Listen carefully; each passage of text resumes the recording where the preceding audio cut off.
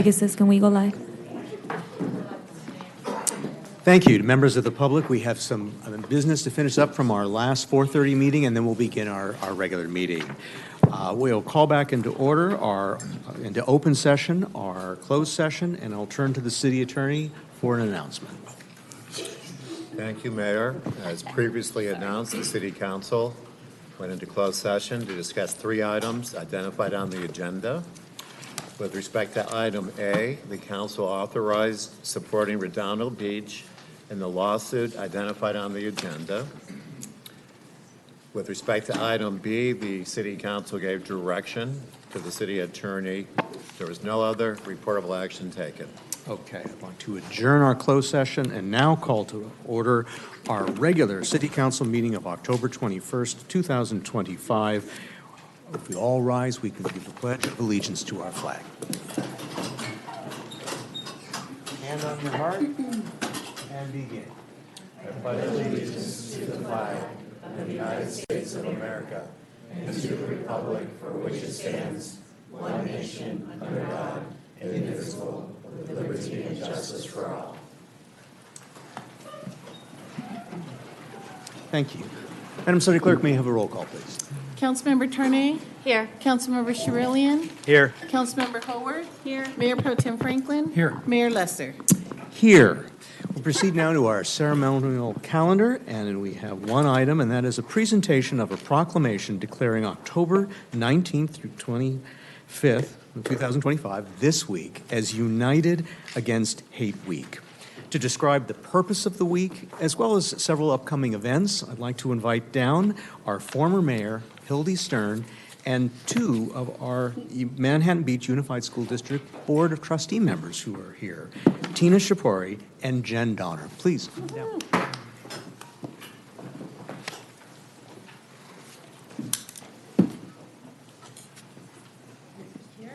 Please come on over. Oh.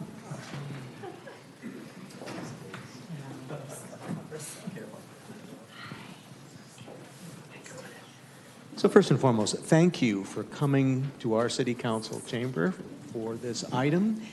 And to whom should I give the mic to maybe give an overview of what the week is about and then to describe some of the events?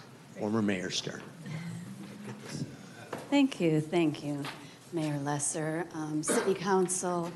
I want to thank you for entering this proclamation. It's a way for you to stand up for your community, to really say to your community, we support you, we recognize your humanity, we respect you, and we will work with you when we see incidents that are not in proportion with what we do here, with our values here, and we stand up against hate in Manhattan Beach. So thank you for entering this proclamation.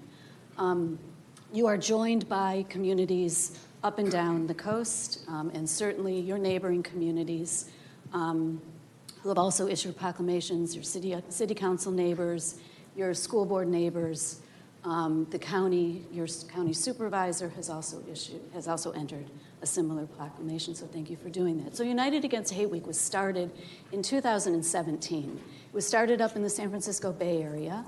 It was in reaction to a white supremacist protest that was happening up in the San Francisco Bay Area. And so with a handful of other communities, they started United Against Hate, and they formed this week that occurs in the fall of every year since 2017 to raise awareness and to activate the communities. It quickly grew to about 200 communities, and it is now across the country and certainly very prominent up and down the coasts and in California. So here in the South Bay, we have the South Bay Community Coalition Against Hate. Our coalition was formed in October of 2022. It was formed by direction of our city council. And we formed that in Manhattan Beach with leadership in Manhattan Beach and in our county. And after the first couple months of that, it quickly grew. And we now have a distribution membership of over 60 leaders that covers the South Bay. It covers our state and county leadership. It includes faith-based organizations, school boards, city councils, and other organizations who have the same values about standing up against hate in our community. So You would be very proud to know that all of our schools in Manhattan Beach are having school-wide programs this week, and they're joined by your neighboring communities in Hermosa and Redondo and El Segundo, who are also having programs all week. So I'm going to turn this over to Tina and Jen, who are going to talk about some of the programming that we are going to have here this week. This is our 4th year of having very robust programs. I'm very proud of the coalition, and I'm very proud of our communities for supporting all of our programs. So thank you for this. Good evening, everyone. My name is Tina Shivpuri. I am from the School Board of Manhattan Beach. I'll just add a few points. Thank you so much, Hildy. There are some events happening this week. When it comes time to kind of solicit and see which of our neighbors and which of our community organizations want to step up, right away we had Beach City's Health District. They stepped up. They had an event last night. It was at Adventureplex, and it was a yoga for unity. It was a complimentary yoga session. It was a beautiful night where about 50 of our community members gathered for a night together of peace and solidarity. Tomorrow night, and our neighbors in El Segundo, the city of El Segundo is hosting Community by Candlelight. They have done this for a few years in a row, and they're continuing this programming, and we're all invited. That starts at 6:30, and I just saw the note that there's free pizza, so that might encourage some of us to get out there. But no, it's a beautiful event with music and speakers and lots of tables and entertainment for a brief hour, but it's wonderful that our neighbors have always stepped up to do that.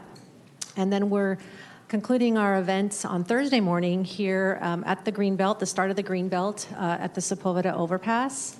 There at the beginning of the trail, CTJ, our local congregation, has partnered and is working with Manhattan Beach Community Church. It's an interfaith event. It's called the Interfaith Unity Walk.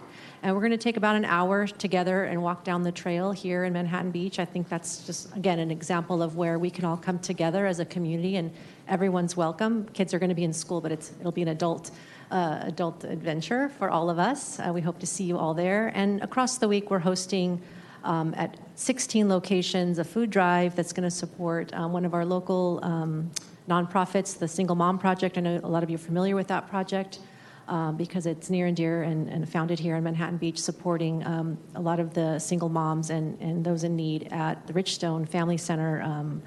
So anyways, they have a food closet there, and that's these food drive will support that. So I'll let Trustee Donor speak a little bit about our poster campaign. It's something we're launching just this week. It's hot off the press, and it's something, again, we're growing, and we're excited to, again, push the awareness and build the umbrella as big as we can for United Against Hate Week and beyond. Thank you, Tina. I did want to add that the locations where you can drop food for the food drive can be found at our website, southbayversushate.org. And I'm here to introduce this poster. The purpose of this poster is to raise awareness about a phone number that you can call if you or someone you know is the victim of a hate incident or hate crime or an incident of bullying. That number is 211. And more information about the support that you can receive by calling 211 can be found at 211la.org. But this is joined in by Holly Mitchell's office and the City of LA and LA versus Hate as an organization. All support the support and services that you can receive by calling 211 in that case. So we have a limited run of these, and we can make more if there's more demand. And I'm sorry that poster, it's a tough subject, but it's a beautiful image. Do you know who did that poster? Well, I'm also a former art commissioner for the city of Manhattan Beach, and I did do the art, so thanks for pointing that out. I appreciate it. Thank you. Councilmember Howard? No, I was gonna ask to please tell us who did that beautiful piece. So on behalf of the City Council, we do have a proclamation which we'll give to the three of you so you can share and share alike. May I hand it to you, Tina, because you're in the middle? And we also have city pins for each of you. Would you like another one? One for you. For you. And we're happy to stand for maybe a picture. Let's do it, picture. Scoot in. Well, actually, Yes. All right. Wait.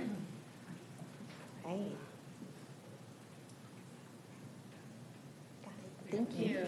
Thanks for starting the meeting with us. I wish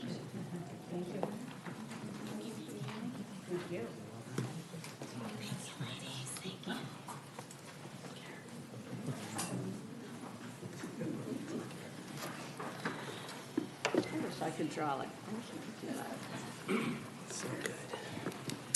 Okay. We now move on to approval of agenda and waiver of full reading of ordinances. I'd like to see if there's a motion. I know I will be pulling item number 7. And does any other council member plan on pulling any other item from the consent calendar? Because now would be a time to do so. I would like to pull number 9. Okay. 7 and 9. Okay. Is that your motion, Councilmember Tarnay? Yes. So it's, I see. I'm sorry, Mayor. Would you like to pull it I up? just had to get, number 4? So far we have 4, 7, and 9 from the consent calendar. Is that right? Mm-hmm. But otherwise approval of the consent. And Mr. Mayor, just a clarification. Even if we're just making comments, we're going to wait till after public comments, right? And like talk about the items pulled from the consent calendar at that time. I believe that's correct, Okay. yes. Great. Okay. Call for a vote, please.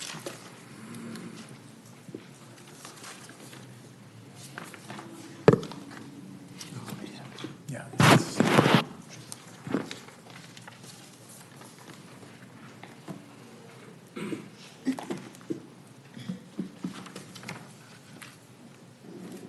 I got nothing. It's not working. Negative. Do you want to have a voice vote on I this one? will, yes. Councilmember Tarnay, Yes. Councilmember Charelian. Yes. Councilmember Howard. Yep. Mayor Pro Tem Franklin. Yes. Mayor Lesser. Yes. Motion passes 5-0. Thank you. We'll now move on to City Council and community organization announcements of upcoming events for up to 1 minute per person. Would members of the public care to make a 1-minute statement? Please come down.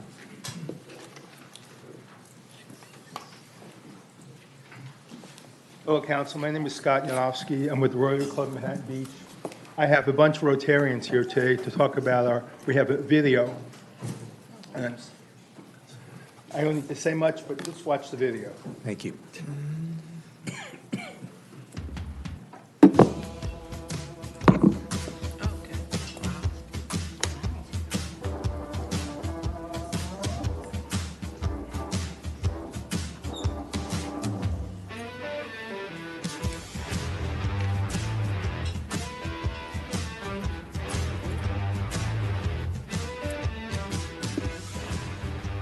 VetFest is a day, right around Veterans Day, to honor, recognize, and pay tribute to our veterans, our first responders, and our active military.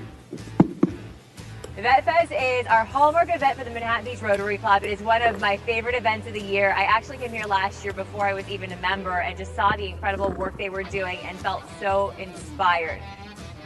We have nearly 20 million veterans in the United States, and so today is just a chance to celebrate them, to let them know we appreciate their sacrifice, their service, and also that of their families, who also do a lot supporting them when they go overseas to serve our country.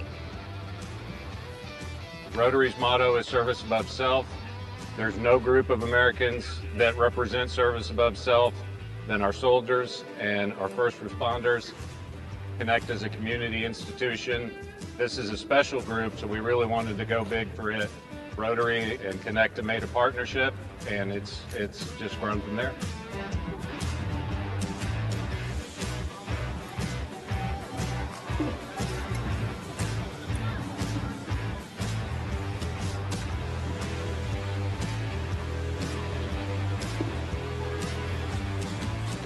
We have a phenomenal barbecue here.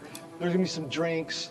Last year we had a line of people before it opened up, and if you get up near the band later on, it's gonna be phenomenal. People are dancing, having a great time, and these two bands just bring the energy. But I think they truly do know what it's all about, and it's to honor the veterans and first responders.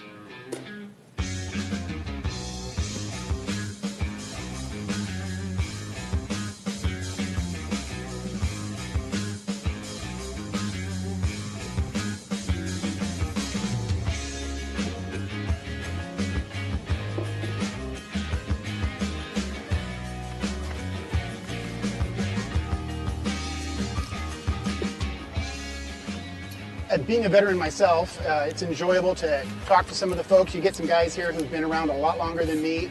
The spirit, the community, and the general atmosphere is awesome. Music and beer is not bad either. Army, I was U.S. Army. I was drafted. I went to Vietnam for 1 year. I was a Specialist 4 at the end of it. I'm the Secretary of Vietnam Vets of America, the South Bay chapter. So one of our members lives nearby in Hawthorne. Get over here, you gotta get over here, you won't believe this. The band was rocking, the beers were out, and it was just very, very grateful. We're very grateful to be here. We feel really honored to be here.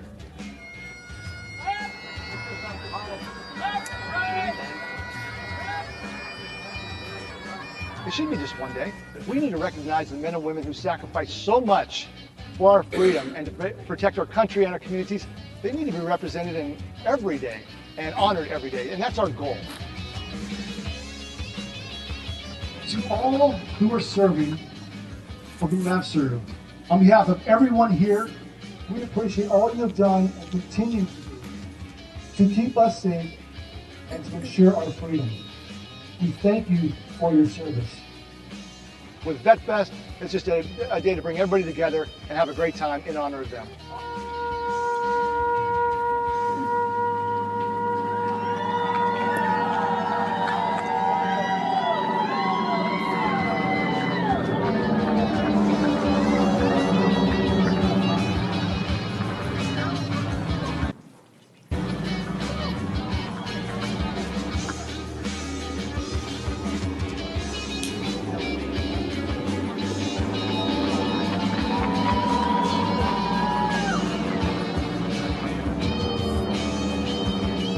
Thank you very much. That's November 8th from 12 to 5. Please come and join us. Thank you. Thank you.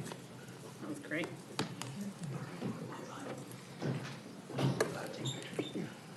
Rita, was that you singing on the stage? Other members of the public that would care to make a community announcement in chambers, please.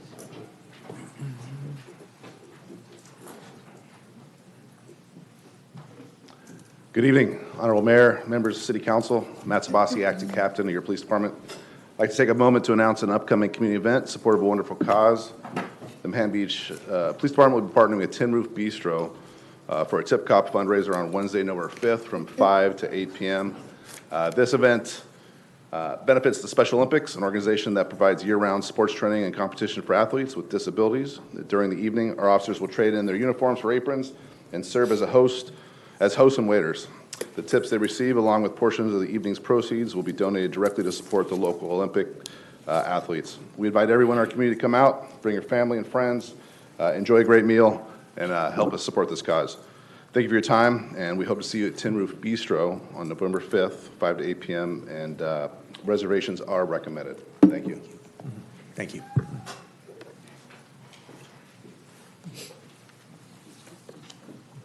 Honorable Mayor, Mayor Pro Tem, City Council members, City officials, Ted. I am Bobby Bell, Waste Management's outreach and educator for recycling organics, dedicated to Manhattan Beach, a fun place to live, work, and play. I get to work here. October's been a crazy month. You guys know that. We had the hometown fair that we participated in. We have the American Martyr Fair, the MB 10K, the pumpkin race this last weekend, and so we decided to have an organic home composting class and our paper shred this month too. Update on the composting class, Lisa Ryder tells me it was fabulous. I was unable to attend, but they sold out 6 bins to people there, so it's great. We're diverting stuff from the landfill. And this last Saturday, we had 170 residents and commercial businesses show up to have their documents safely shredded and then recycled. That's all I got. God bless. Great. Thank you. Any other community announcements in chambers? Please. Hello, Cassandra Sargent. Oh, thank you. From the Manhattan Beach Library. So I just came up to promote last minute is our speaker series of Nick Stone. So this is going to be this Saturday at 2 o'clock. We still have reservations open, so you can scan that QR code to reserve your spot, and we'll also send you a notification. So our LA County librarian, Dr. Sky Patrick, is going to be in conversation with best-selling author Nick Stone as they discuss her journey as a writer, navigating book challenges, and what it means to write for young people in today's world. So it should be a very interesting conversation you guys won't want to miss. Thank you. Thank you. Any other community announcements in chamber? If not, Martha, is there anybody on Zoom? No request on Zoom. Okay. In which case, I believe the city manager has a community announcement. Public announcement. Good evening, council and community members. This evening, I would like to make an announcement, more of an update on the Scout House project. I know this is of community-wide interest, and I wanted to report to the community that earlier this month, the applicant for the Scout House project, that's the Friends Group working with Tomorrow Architecture, submitted the necessary building plans to the city's Building and Safety Division to initiate the formal plan check review process. The submitted plans have been routed for concurrent review by Building and Safety, Planning, Fire, and Public Works staff. The first round of review is expected to be completed by the end of November. At that time, comprehensive corrections will be issued to the applicant. The city maintains an efficient review schedule with subsequent review cycles requiring approximately 4 weeks of staff time to complete. The overall time required for the project to navigate the full plan check process is largely dependent on the applicant's timeline to address those corrections. The Friends Group has assured the city that they are fully committed to quickly addressing the required corrections and resubmitting promptly. Projects of this complexity typically take 6 to 12 months to clear the full plan check process. In parallel with the plan check, staff will initiate a costing exercise for this final version of the project. Staff anticipates reporting back to the City Council on the final confirmed cost once this exercise has concluded.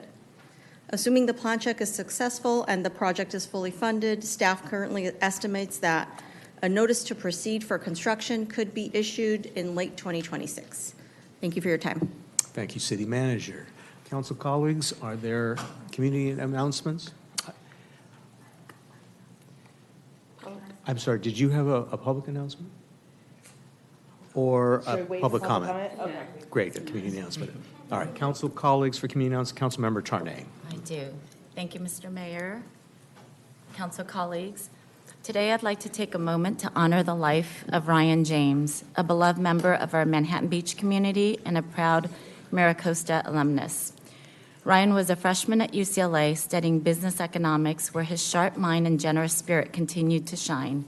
In the early morning hours a week ago, while asleep in his dorm, Ryan suffered from an epileptic seizure. Despite his roommate's immediate response, Ryan did not recover. Although Ryan had lived with epilepsy since childhood, it never defined him. He was a leader, serving with the South Bay Community Coalition Against Hate, volunteering with the Friendship Foundation and Special Olympics, excelling in MUN, and leading his teammates on the MiraCosta and cross-country and track team. Ryan once described himself as a dedicated student, passionate about business and science, but those who knew him would add many other adjectives, including kind, humble, compassionate, and deeply committed to helping others. Ryan's family reminds us that epilepsy can be silent yet devastating. In his memory, they invite all of us to learn more, raise awareness, and support efforts towards a cure. Our hearts and prayers are with Ryan's family, Nancy, Chris, and Aiden. Thank you for sharing your beautiful son and brother with us. May his memory be a blessing. Thank you, Councilmember Tarnay, and we will be adjourning our meeting tonight in Ryan's memory. Council colleagues, does anyone else have a comment before I make 2 comments?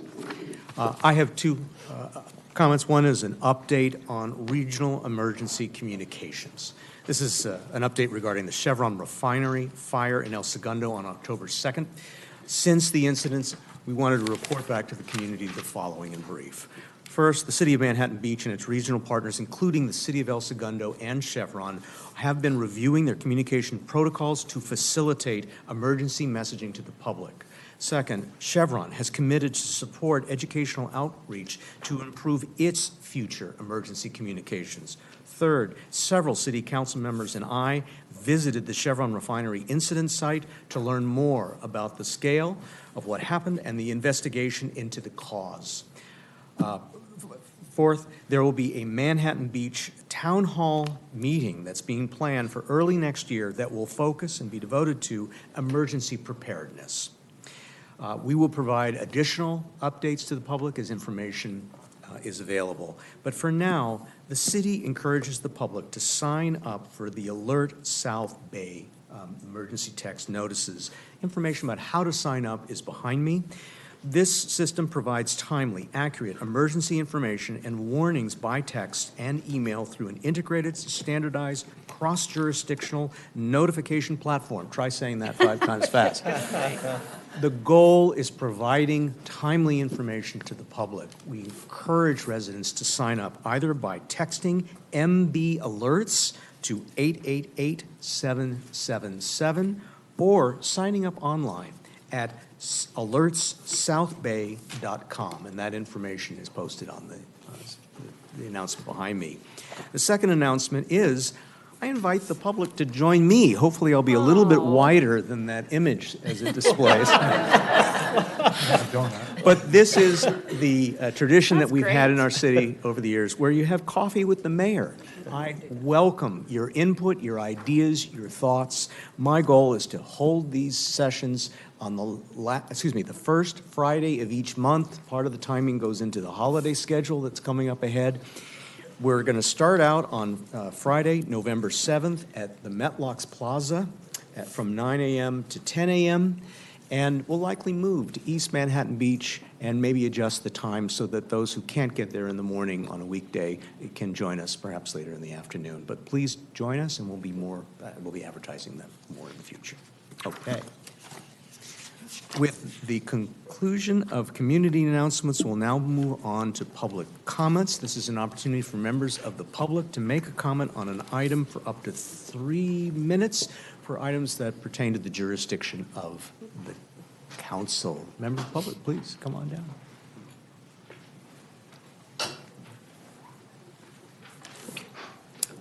Hi, my name is Larry Grick, and I just wanted to make some comments about the 28th Street drainage, especially since I will go to the meeting of the Parking Place Commission, which is Thursday, but I wanted to speak here tonight because one of you sitting up there is in my notes by name.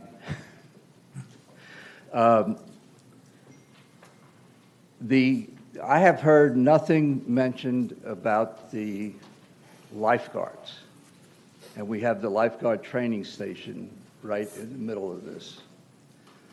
Well, all those trucks that you see that are red and painted that they're lifeguard trucks, they consider them emergency vehicles, all of them.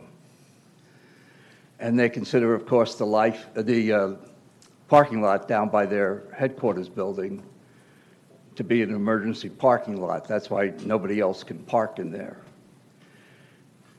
And this all came up when the house at 2700 The Strand was being built.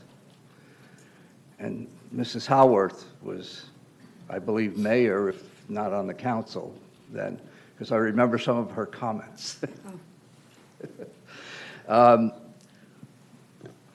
But since the House took away 3 curb parking spots, and that's in that little place where 27th Street juts down from Ocean right to the Strand. It took away 3 of the spots parking on the north curb.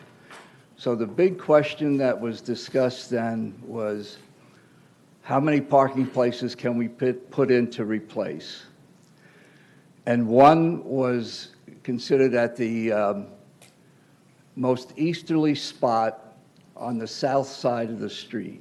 In other words, if you came out of their parking lot, you would make a right turn to go to Ocean. Well, there was a parking spot there. And the lifeguard said that absolutely will not do. It would slow down their egress substantially.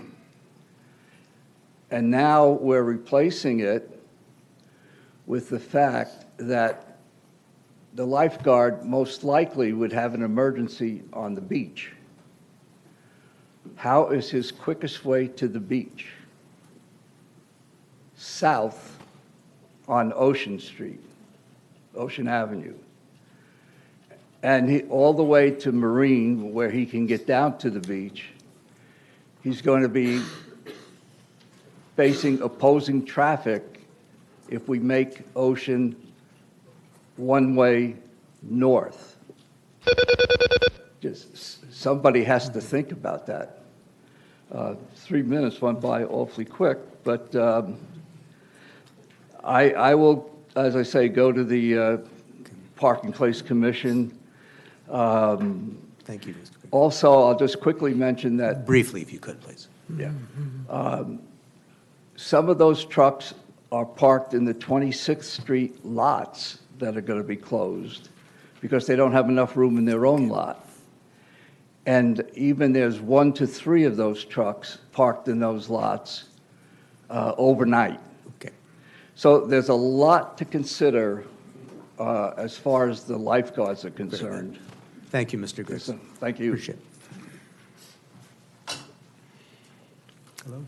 Mayor and council members, I'm Julie Justice McGinnity, and I'm here this evening with my colleague Beth Gessner. We're with Friends of the Senior and Scout Community Center. We're the not-for-profit organization partnering with the city to build the new intergenerational community center on the site of the Scout House in Live Oak Park.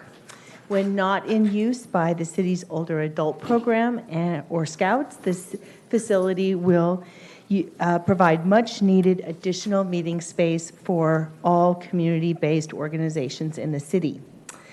First, I want to thank each of you for your ongoing support of this project.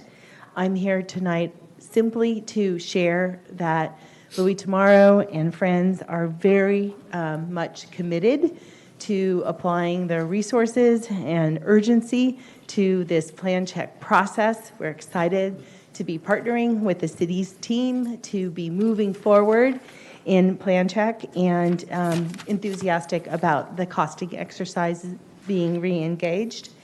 So the only other thing I want to say is we really have appreciated tremendous support for this project from the community, and we had so many lovely conversations at Hometown Fair. Many of the people we talked with at Hometown Fair have already purchased bricks for the Memorial Courtyard. Many have donated. I want to encourage anyone who's listening tonight to follow through on their conversations with us and make their donations, and thank the community for their support of the project. It is not too late to be part of this. If you're listening tonight and you haven't donated, please go to www.mbcommunitycenter.org and contribute. Thank you so much. Thank you.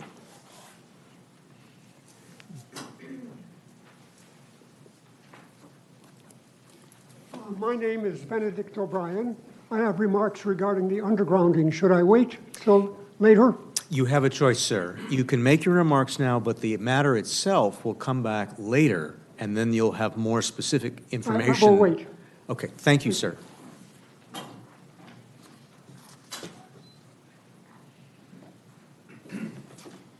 Hello, Scott Yanofsky. Good evening. I'm here tonight not to complain about something. First of all, I want to thank City Council for the work they did at my 9/11 memorial. I built that. It was, from the heart. Mark Lehman did an excellent job, and I want to recognize him and his crew for all the work that they did. And what I'd like to see is an ongoing maintenance over there, and I will work with Mark and help him as much as I can. But thank you very much. Thank you.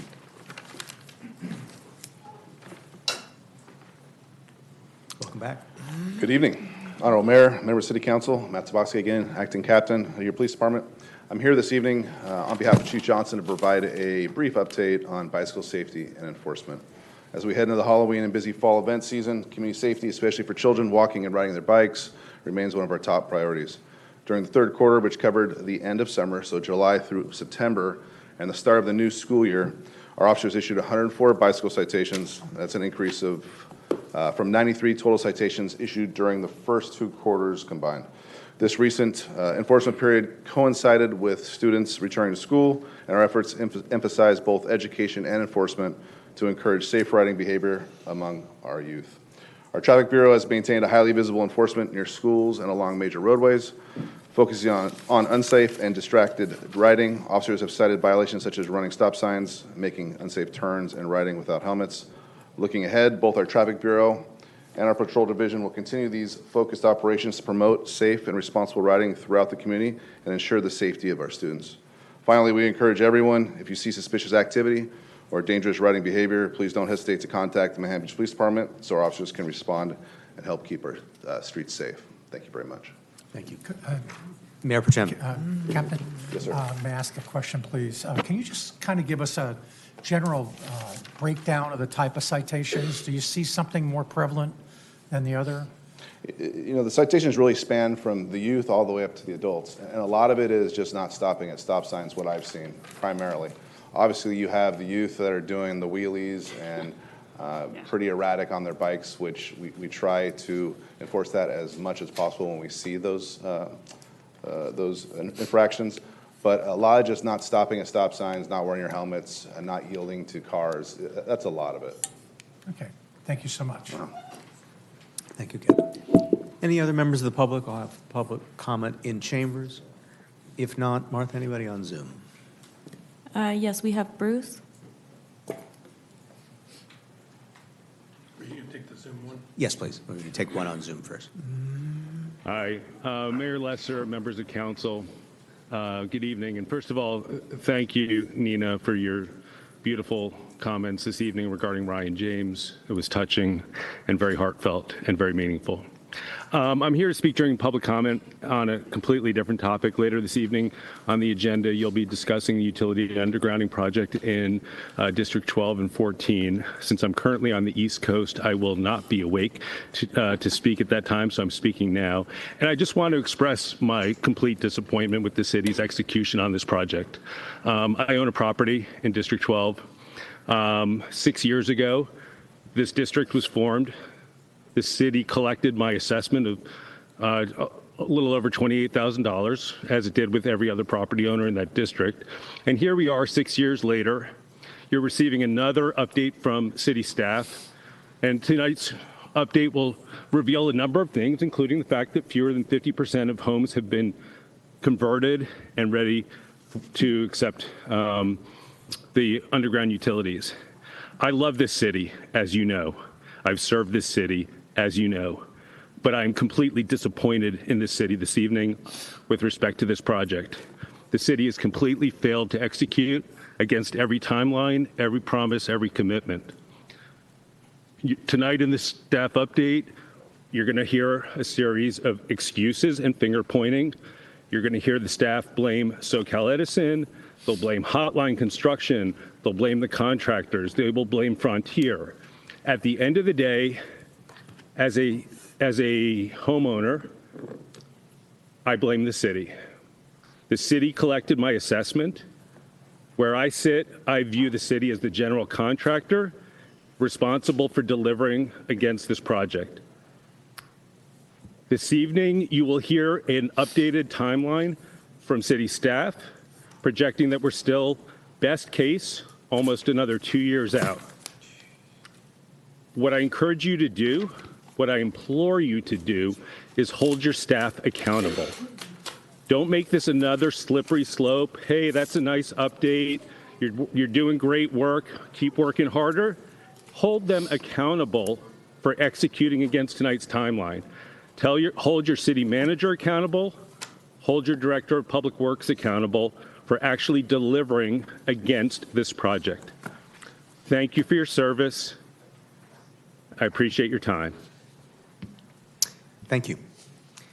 Is anybody else on Zoom? There's no additional requests on Zoom. Okay, thank you. Back to our council chambers. I see we have a familiar face. Hi. Call for public comment, please. Ray Joseph. Years ago, when the Manhattanization Committee, they were finalizing, I was talking to one of the architects, and he said that he couldn't design houses the way he wanted to design houses because his clients wanted something different. So he built into the code, the way he wants houses designed.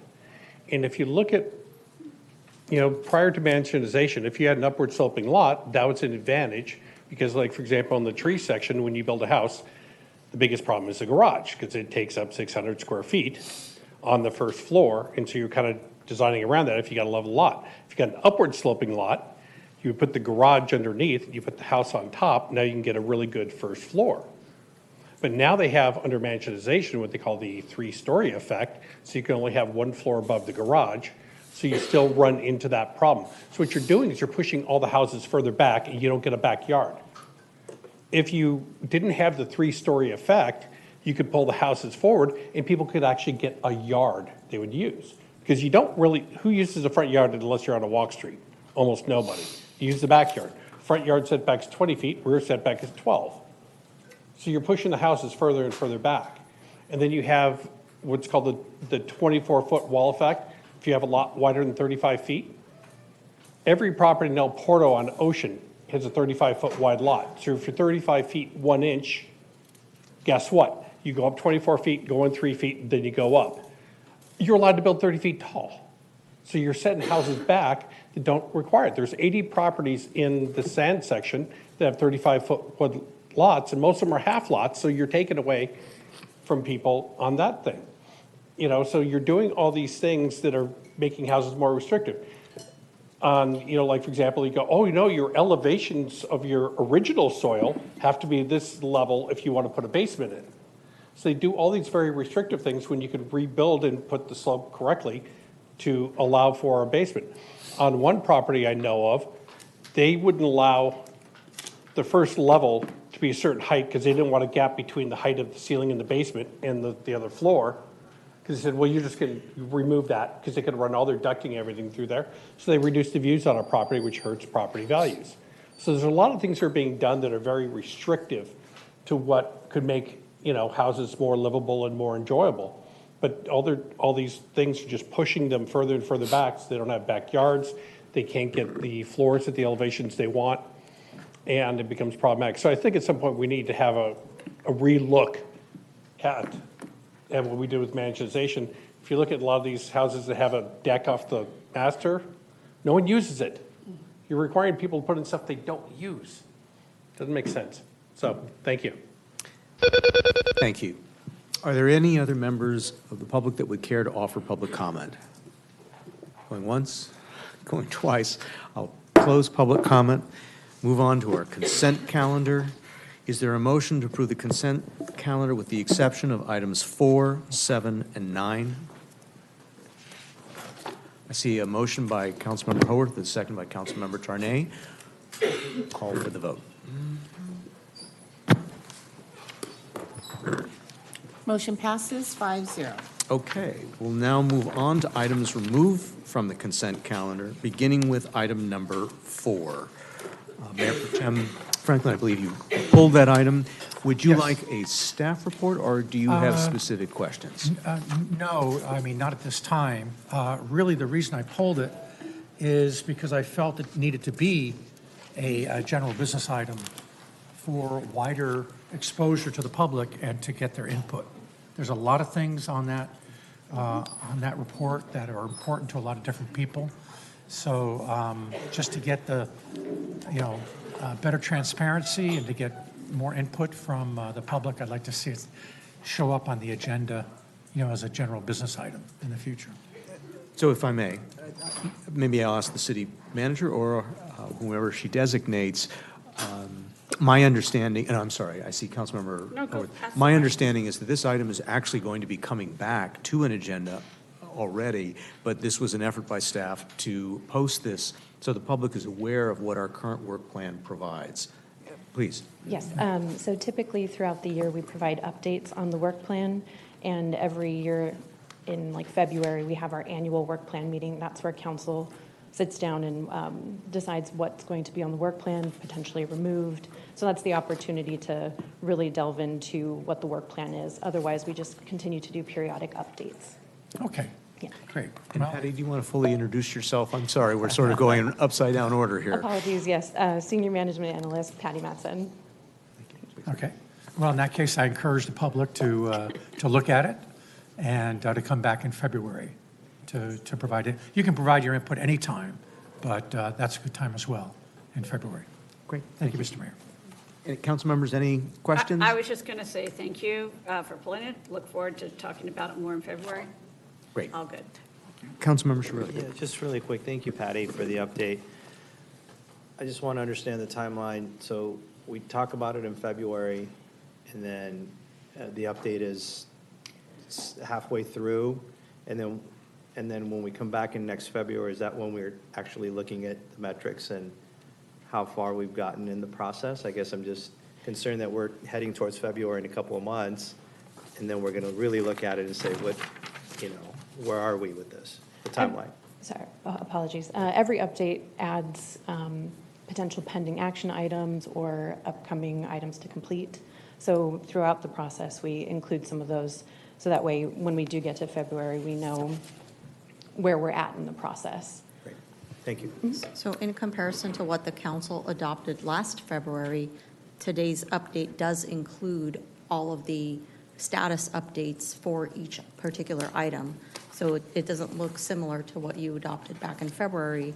It incorporates the updates, and anything that was completed moves to completed, and then pending council actions remains under pending council actions. Great, okay, thank you. Good. Thank you, Patty. I'd like to open this item up for public comment. Would any member of the public care to come down to speak on the city work plan? Stefan Kumpa, one of the residents, speaking as a resident. Don't get mad at me, okay? I wrote you guys an email on this one, and my concern is that if we get the work plan and we look at it on an annual basis, and that's what I'm hearing right now, we have some major projects, and we just talked about one here about the utility undergrounding, and we had a resident pretty upset about that. So the question I have is, if this is our top projects, and this is what you guys have identified as the top projects, and we see schedule slippages, I would expect those to be highlighted here and for you guys to see those and discuss them in the public forum and ask the very simple questions of if something's on or off schedule, if it's off schedule, what are the reasons for that? Is the schedule recoverable or not? And then what is the impact to the residents or other projects that we have? So I'm uncomfortable saying that our top projects are only being looked at once a year. Thank you. Thank you.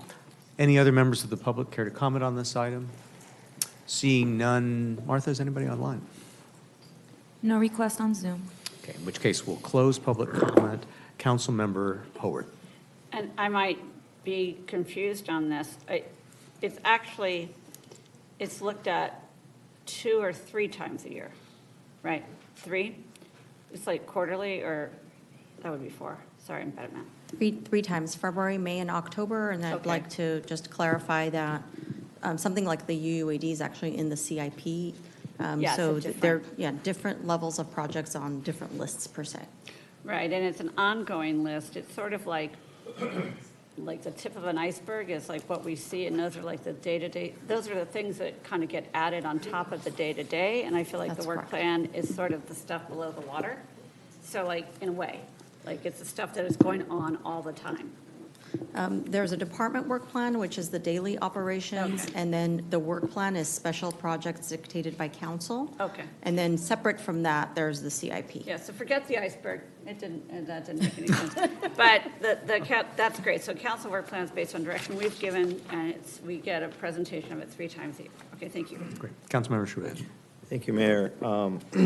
And again, I appreciate the staff providing us with updates, but I too feel that it belongs on general business at least once, maybe in the middle of a process, to just, again, transparency of the community, where we are, and potentially if we have any additional input to help kind of move it along if we're getting close to the February annual. So that's, I agree we should open it up to the public at least halfway through. It's our work plan. It's City Council's work plan.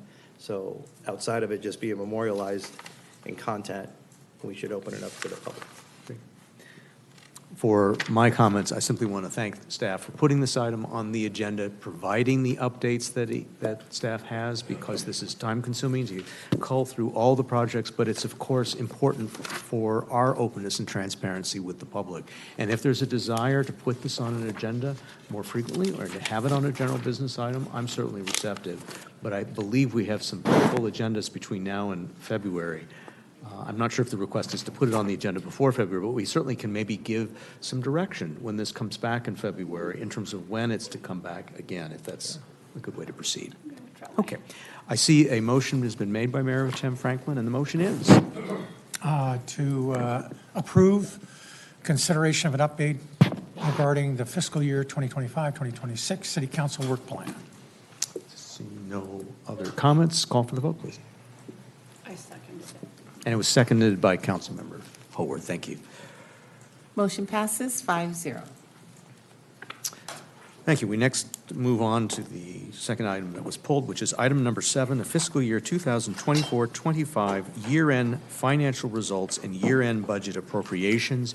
I'd like to call our finance director. I pulled this item because I felt because of the amount involved, there needed to be at least some sort of explanation for the public as to what is happening here. And please. Thank you. Good evening, Mayor and City Council. Libby Bretthauer, your Finance Director. So I do have a brief overview of the item to present, and then I'm happy to take any questions. So item number 7 on the agenda includes a year-end update for fiscal year 2024-25, which covered our fiscal year from July 1st through June 30th.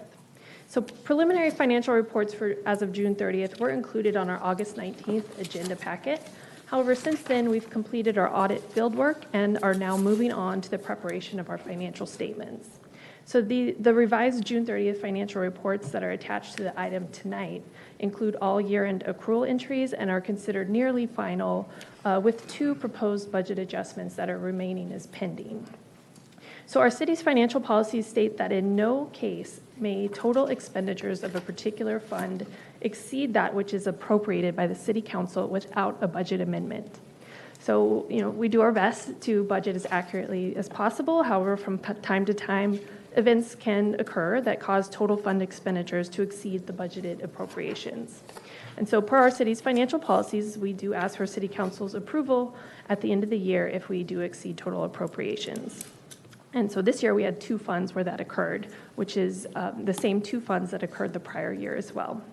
So the Insurance Reserve Fund had sufficient fund balance to pay the total expenditures of nearly $11.6 million that occurred in last fiscal year.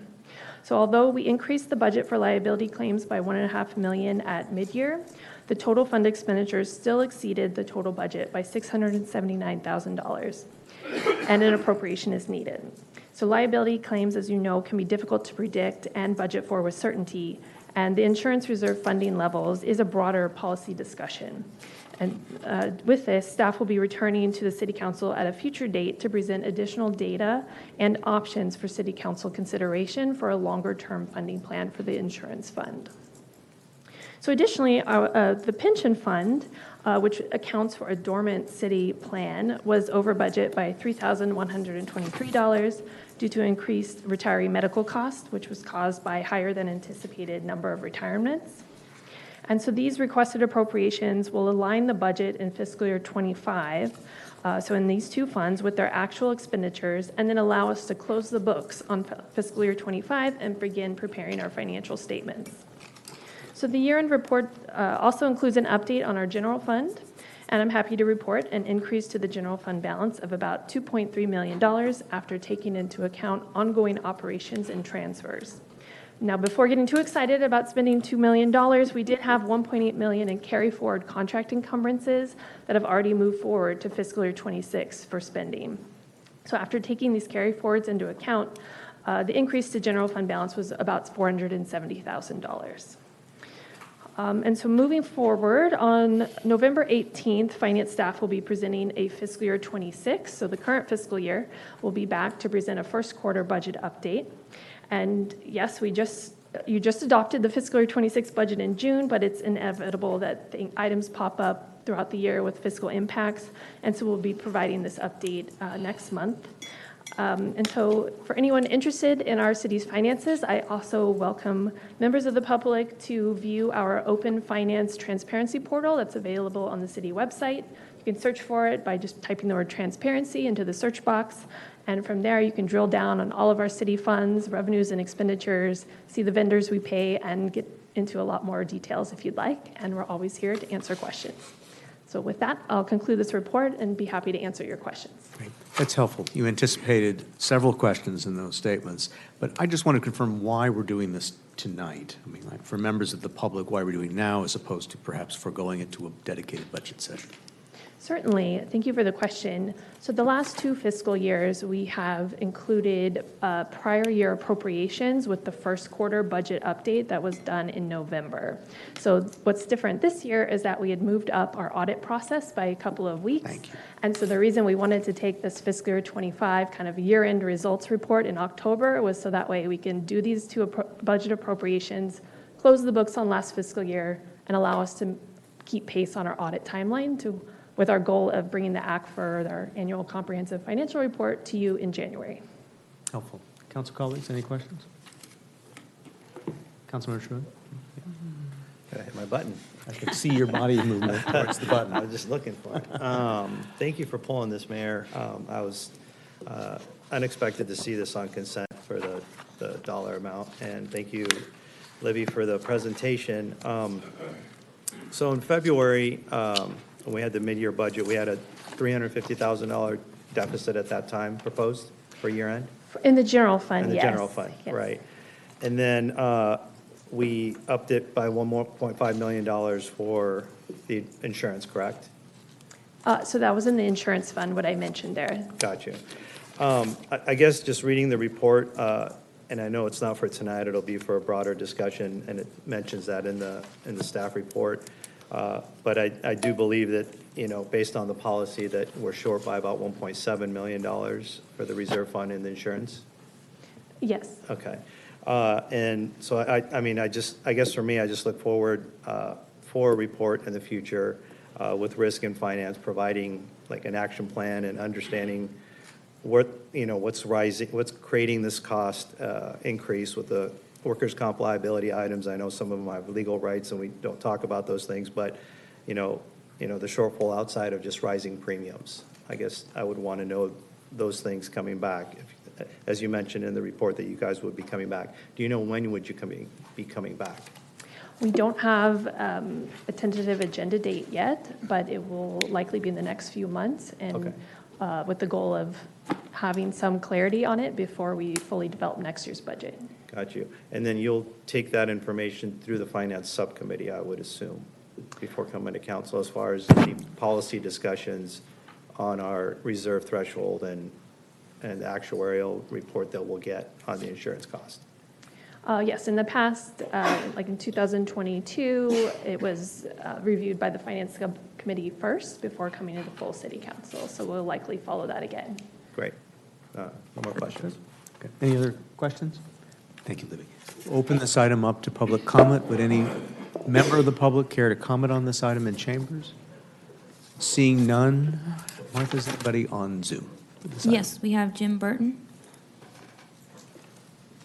Good evening, Mr. Mayor, members of council. A couple of questions and an observation. I'm just curious, the Measure M and particularly Measure M and Measure W funds, the utilized percentages on that are fairly small. And I'm just curious, have we identified projects where that money is going to be spent? I mean, essentially, this is free money for us, and even the grant funding is fairly small. But have projects been identified is my question. And then my observation is just, let me channel my inner Bruce Moe, is our sales tax has been relatively flat since 2023, 24, 25, with less than a 10% increase from 2022. And just a reminder to our wonderful residents and folks out there, if you're going to spend money, spend it in Manhattan Beach, and let's increase that sales tax. Obviously, it pales in comparison to property tax, but again, just noticing that our sales tax, any effort we can do, I know Bruce would appreciate it. Thank y'all. So would we. Any other members of the public care to comment on Zoom, Martha? No additional requests. In which case, close public comment. Let me just quickly follow up, if I could, the questions that were asked by the speaker, and that is with regard to Measure M and W utilization and application. That was R. Yes, so those I know, are thank you. restricted funds, and they contain capital projects that are budgeted. So I believe he's likely looking at page 165 of the packet, which has our current year, fiscal year 25 expenditures, the budget versus actuals. And so the budget shows all the capital projects budgeted, the actual spent. So all of those remaining budgets will be carried, or have already been carried forward to the current fiscal year for completion of the projects. Very good. Any other council comments, questions? I see there's a motion by Councilmember Haworth. Thank you. Thank you. And I have, what is that motion? The motion is, I vote or make a motion that we receive this report and appropriate $679,833 from the Insurance Reserve Fund and $3,123 from the Pension Trust Fund in fiscal year 24-25. I will second that motion. If there's no other comment, we'll call for the vote. Motion passes 5-0. Thank you. We will now move on to item number 9. Item number 9 is a consideration of a policy between the Manhattan Beach Fire Department and the Manhattan Beach Map Your Neighborhood Committee. And this item was pulled by Councilmember Me? Charelian. Yes, thank you. Just to have a couple of comments, Chief. On this item, who's going to be taking ownership of this? Is it going to be the MBMYN, or is it going to be Manhattan Beach Fire? It's a collaboration between the two. Okay. In regards to Manhattan Beach, our liaison, our emergency preparedness administrator, will be our front person working with Map Your Neighborhood. Okay, so it's dual. Yes. Okay, thank you. And then I'd asked for some potential council suggestions on the staff report. So might I suggest that City Council, you bring something back to City Council in 6 months for the participation in like the training outcomes and give us an update? Can do. It has been a very successful program so far. In June, we had 30 participants. Currently, right now, we have a waiting list of people trying to go through the process. The issue that's coming up is the number of instructors to make that happen. Got you. And also by doing that, gives the group better visibility to our community as well, if that's something that you can do. But I only had comments. Yes, and next year we have planned more working with Map Your Neighborhood for better community outreach, and then also in regards to some drills. Great, thank you. Great. Thank you. Thank you, Councilmember Charelian. Thank you, Chief Alexander. Any other council member questions? If not, we'll open this item up to public comment. Any members of the public care to comment on this in chambers? Seeing none on Zoom. Martha, does anybody want to comment on this item? No request on Zoom. We'll close public comment. I see there's a motion by Councilmember Charelian. However, I see Councilmember Haworth would like to speak. Yeah, I just want to make a comment, if you don't mind, to the maker of the motion. I was really happy to see sort of a policy in place and the flow chart even for the Map Your Neighborhood and all the roles and responsibilities. It's been chugging along, and I think this is just going to be so helpful. And so and this is sort of it seems sort of like a small thing in a way, but I know it took a lot of work and, coordination between volunteers and our department. And I want to encourage every single person here, including myself, Charlotte Lessler, I'm calling you, I'm setting up a Map Your Neighborhood for my block, but make it happen, because if something happens, if the big one happens, we don't have enough fire engines to get to every single street or house. I mean, no way. So it'd be really great if you and your neighbors could band together and help each other out. Great. And for my comment, I want to echo exactly what Councilmember Haworth just said. This has been extremely well received by those involved with the Map Your Neighborhood program, as well as the Neighborhood Watch program. The volunteers wanted a better framework, particularly because this program straddles two departments, our police department as well as our fire department. And I think this has been some terrific work that's gone into it. I appreciate the comments of Councilmember Charelian suggesting that this come back, perhaps for some further input. But for now, I'm very supportive of it. I see a motion by Councilmember Charelian, and that motion is? To consider a policy between Manhattan Beach Fire Department and Manhattan Beach, your Manhattan Beach Committee, so receive and file item. Very good. And I see that's been seconded by Councilmember Haworth. Call for the vote. Motion passes 5-0. Okay. Council members, we're now at, we're going to move on to public hearings. There are none. Move on to general business. Are we prepared to keep moving, or do we need a 5-minute break? I would appreciate a 5-minute break. We're going to take a 5-minute break. Stand by. You saw my body. Stand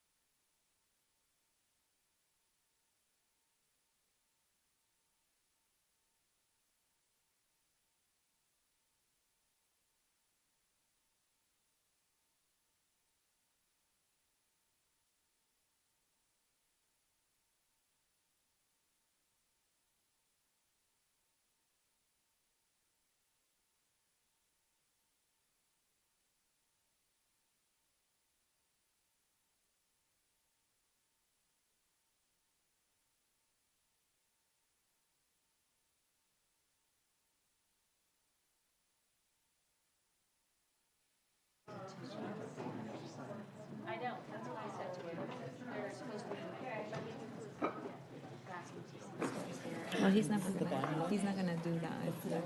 I don't know.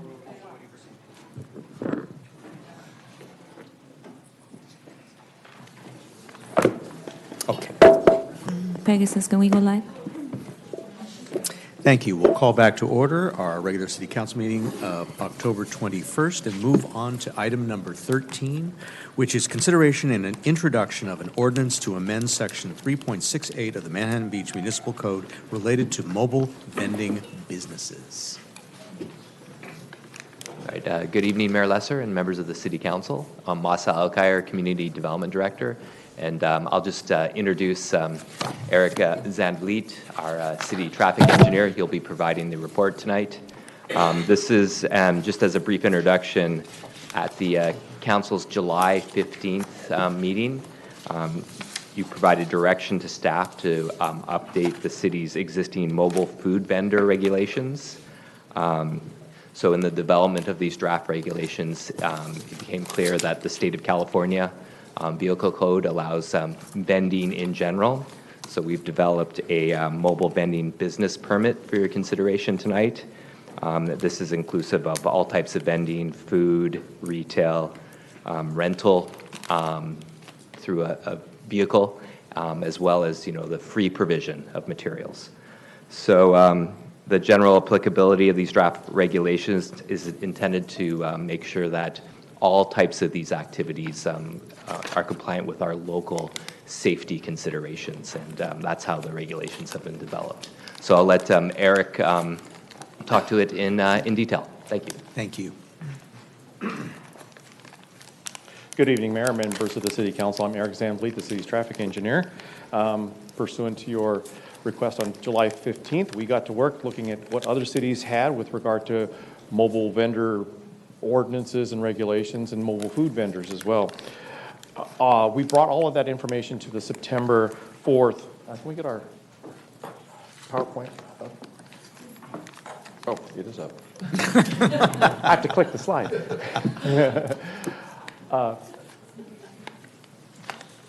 On September 4th, we went to the PPIC and discussed and recommended a variety of different types of mobile food vending regulations. We were focused on food vending at that time because our existing code calls out mobile food vendors.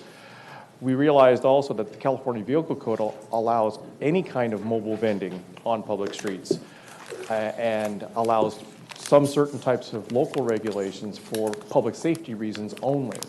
Otherwise, they're allowed by right. The California Constitution also authorizes the municipalities to regulate public health and welfare, and so those are some of the focus points that we looked at for mobile vending.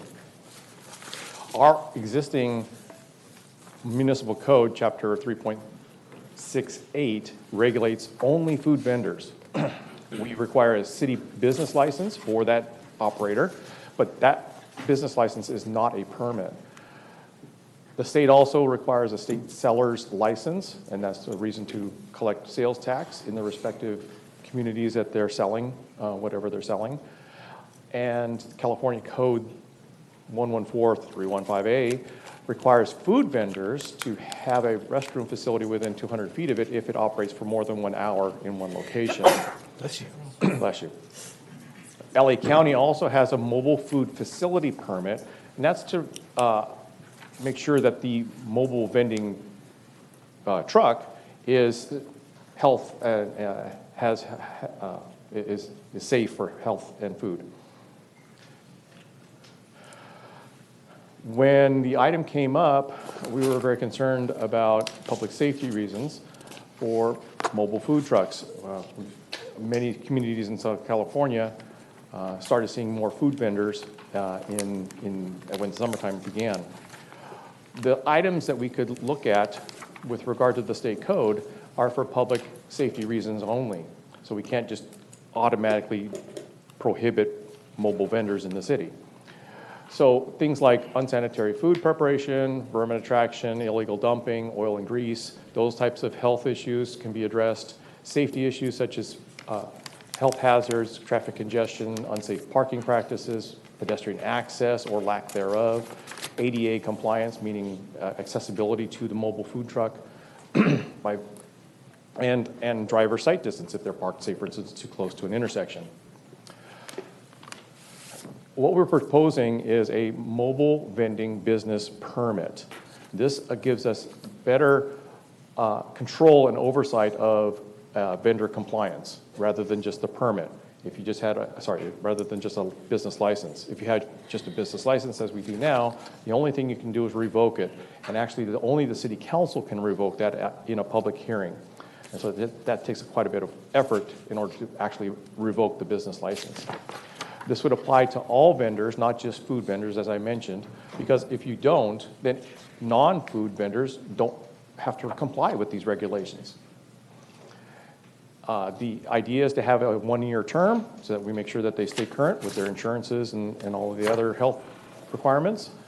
Similar to our sidewalk vending permit. You have a sidewalk vending permit, and it's modeled off of that. And it's separate and not, the sidewalk vendors are not subject to this particular ordinance. The business permit would also require proof of the state and county permits so that we have those on file. It requires a liability insurance and automobile insurance, and it proposes a progressive citation, increasing in fines amount, and a revocation after the fourth violation. It gives the city code enforcement officers, the ability to get compliance without actually having to get to a revocation hearing or revocation itself. The revocations, of course, can also be appealed according to our municipal code as well. And the appeal would go then to the city council if the permit was revoked. It still requires a business license for that mobile vendor, whether it be food vendor or a retail type of establishment. Let's get a little bit into the operating requirements that are proposed in the ordinance itself. Some of the things that they would not be allowed to do is that mobile vendors would not be allowed to park in the public parking lots, on bicycle lanes, in parks, and in non-street areas. By non-street areas, I'm saying landscaped areas, places that are not paved, places that are not for parking a vehicle, in other words. It also prohibits parking of the vehicle within 50 feet of a controlled intersection or 150 feet of an uncontrolled intersection. These are based off of sight distance standards by Caltrans. We're also proposing that streets that have a 5% or greater vertical slope be prohibited. This is for ADA accessibility, because if you are on a slope, you might have trouble using or buying something from that food vendor. Other prohibitions would be something, no parking within 10 feet of a specialized curb zone, such as a yellow zone, a bus zone, green zone, something like that, within 500 feet of a farmer's market or a special permit zone. That includes those types of special events that we have every year, such as the fireworks show. They have to stay 500 feet away from that. They're not allowed to be near that special event. Within 50 feet of another mobile vendor. When you get too many mobile vendors grouped together, that sidewalk is really clustered and it's hard to get through. Within 300 feet of a school, that's an existing regulation that we have, and that's for the kids darting out into the street to try to get to the ice cream truck or whatever it is. Also prohibition on any street with a speed limit of over 35 miles an hour. As part of this, Vision Zero that the nation has taken on as far as trying to reduce the number of accidents and the severity of accidents. When you have a high-speed street, you have a higher likelihood of a fatal accident on those high-speed streets because of the high speed. And a prohibition of parking in more than one parking space or in a diagonal parking space. Now, of course, the city parking code or the traffic code says you're not allowed to, you have to stay within the markings of a marked parking space. The problem is, all you can do is give them a parking citation. And you can give them another parking citation, and you can give them another parking citation. And so those mobile vendors basically say, hey, that's the cost of doing business. We'll take that citation. If you put it into the operating requirements for the permit, then we can revoke the permit and they're not allowed back in the city. A few other things. The operating hours would be 8 a.m. to 10 p.m. in all zones of the city except from 9 a.m. to 6 p.m. in residential zones, in residential areas. That mirrors the 9 a.m. to 6 p.m. That's for our sidewalk vending ordinance. And the 8 a.m. to 10 p.m. is similar to our construction activity times in our city. Mobile vendors would not be allowed to have any equipment, accessories, signs, or products in the right-of-way. They have to keep everything on the mobile truck. Food and merchandise must be stored inside the vending vehicle. We can't just have them stacking stuff on the sidewalks. They shall not obstruct the free movement of pedestrians, which means they have to keep a 5-foot minimum pathway on the sidewalk. ADA requires 4 feet. We're saying we need a buffer of that just in case people are moving around. They have to make sure that they manage their lines, their queuing lines, if they have any of those as well. They would not be allowed to vend on the street side of a vehicle. So if they're parallel parked, they wouldn't be able to do it on the driver's side.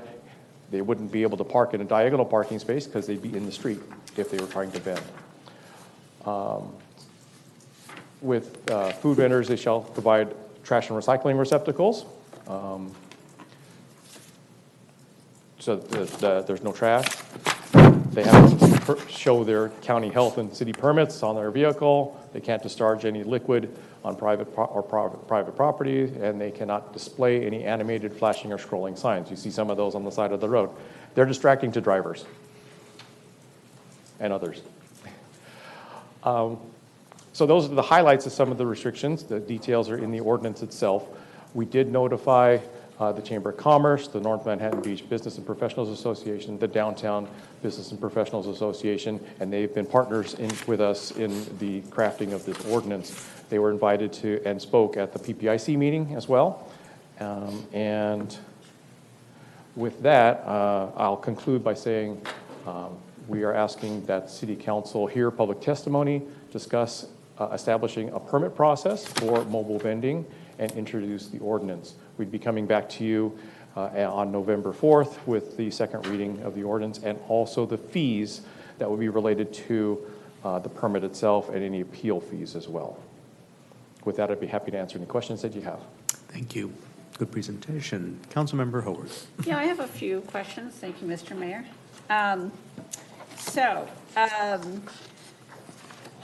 Let's see, how would enforcement work? So let's say I see the food truck parked diagonally. Who do I call? And how would I know who to call? Do I call code enforcement? Do I call police? Correct. So this is a partnership with multiple departments. Finance department would be responsible for issuing the business permit and the business license. Code enforcement would be responsible most of the time for enforcement of the code itself. So if there's a code related to the operating of the mobile vendor, code enforcement will take care of that. If there's a violation of the parking because they're parked over the lines or something like that, then that's at the police department. So let's say, the police department or the traffic control, not traffic, parking control, they have the little things, little like, phasers from Star Trek. If they enter in, Joe's food truck is parked diagonally, and they, are going to give them a ticket, would they be able to tell right there and then, oh, this is the 4th time that this has happened? Like, how are we going to track that? Right. No, they won't. Okay. We'll be talking to the PAX team about enforcement of mobile vendors, and they'll be aware of the types of violations so that they can make code enforcement aware that they did issue a ticket, and it'll be up to code enforcement to track that. Okay, because I could see there being a breakdown there, because I think what you're saying is 4 infractions, so it could be it could be as simple as parking violations. They could lose their permit, correct? Yes. So it could be 2 parking and then trash or something else. I mean, I think it would be a good idea that at least businesses and maybe even, there's some sort of public information campaign, here's who to call, right? Because, people want to know. What happens on the weekend? Because I don't think does our code enforcement work on the weekend? We do have code enforcement officers working on the weekend, Okay, on Saturdays. on Saturdays. So on Sundays, so would we just, So on Saturdays, we would rely I on our mean, police Sundays. department. Sundays, okay. Yeah, so do you see what I'm saying about like, here's a fact sheet or something like? Sure. Because Yeah, not we that- fully expect to have a website made for mobile vending so that the mobile vendors themselves know what the requirements are. That's fair, Mm-hmm. right, but also make it in plain language so that, people can follow that. Another question I have, so I think there was, somebody said somewhere recently, the mobile vending, so it's not just food trucks, also covers, it might have been you, Mr. City Attorney, those who are handing out free samples and using their car, like parking their car, but handing out yerba mate or Celsius drinks, or is that correct? Yes, and this was actually community development that highlighted that particular issue, that one of the drafts of the ordinance was, product for sale. And so it's been changed. So the draft that's in your packet that's been presented to the public includes any type of distribution. So it's conducting business, Whether right? for sale or not. Right, Right. right. Because, and I don't know, again, that's going to be a tricky one to enforce, but that is a form of doing business. Now, here's a question, and maybe it's for community development. Let's say, I'm Celsius Beverage Company, and I'm going to come and hand out free samples during the 6-man. Am I supposed to get a permit for that? And if so, can we really ding those people if they don't have one? So that would be one of those. Well, yes, the answer is yes to both. They would need a permit. Okay. And we probably would not issue one. And Right. That's you don't have to with a free and stuff. because of the slopes of the streets Right. that are close, adjacent to the beach, it's very unlikely there'll be any street that's safe enough Okay, for that. all right. Okay, thank you. Thank you. Eric, I'm going to ask you to repeat a response that you gave to Councilmember Haworth, just for clarification, because I think it's on the minds of many downtown merchants, certainly, is the process for repeat violations and revocation. Because the concern is some vendors, just as a cost of doing business, are willing to just receive the citation. But can you just review what this ordinance would do for repeat violators? Sure. This permit allows for the tracking of violations. And so if there is a parking violation, it can be tracked by the vehicle license plate as well, so that we'll know how many violations of a parking citation they've been given.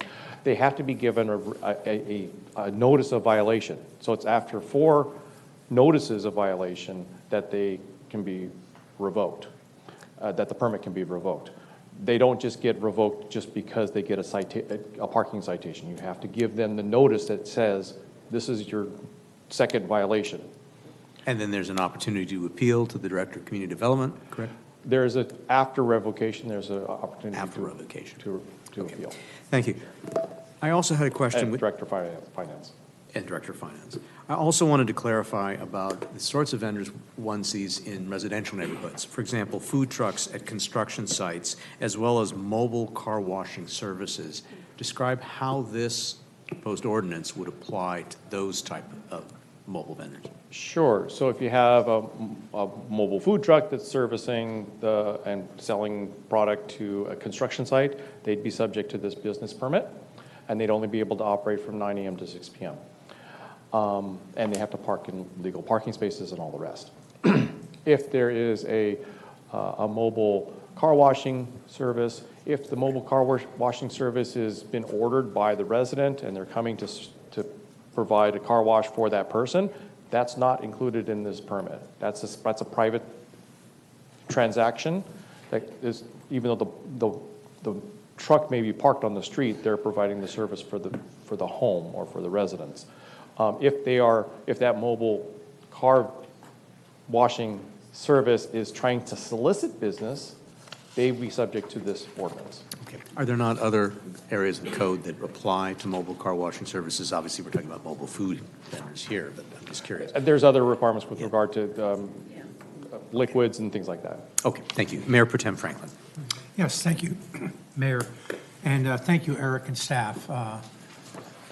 Everybody, this was a joint effort by a lot of different departments, and really appreciate your work on it and speed in getting it out. I just have some questions to go through.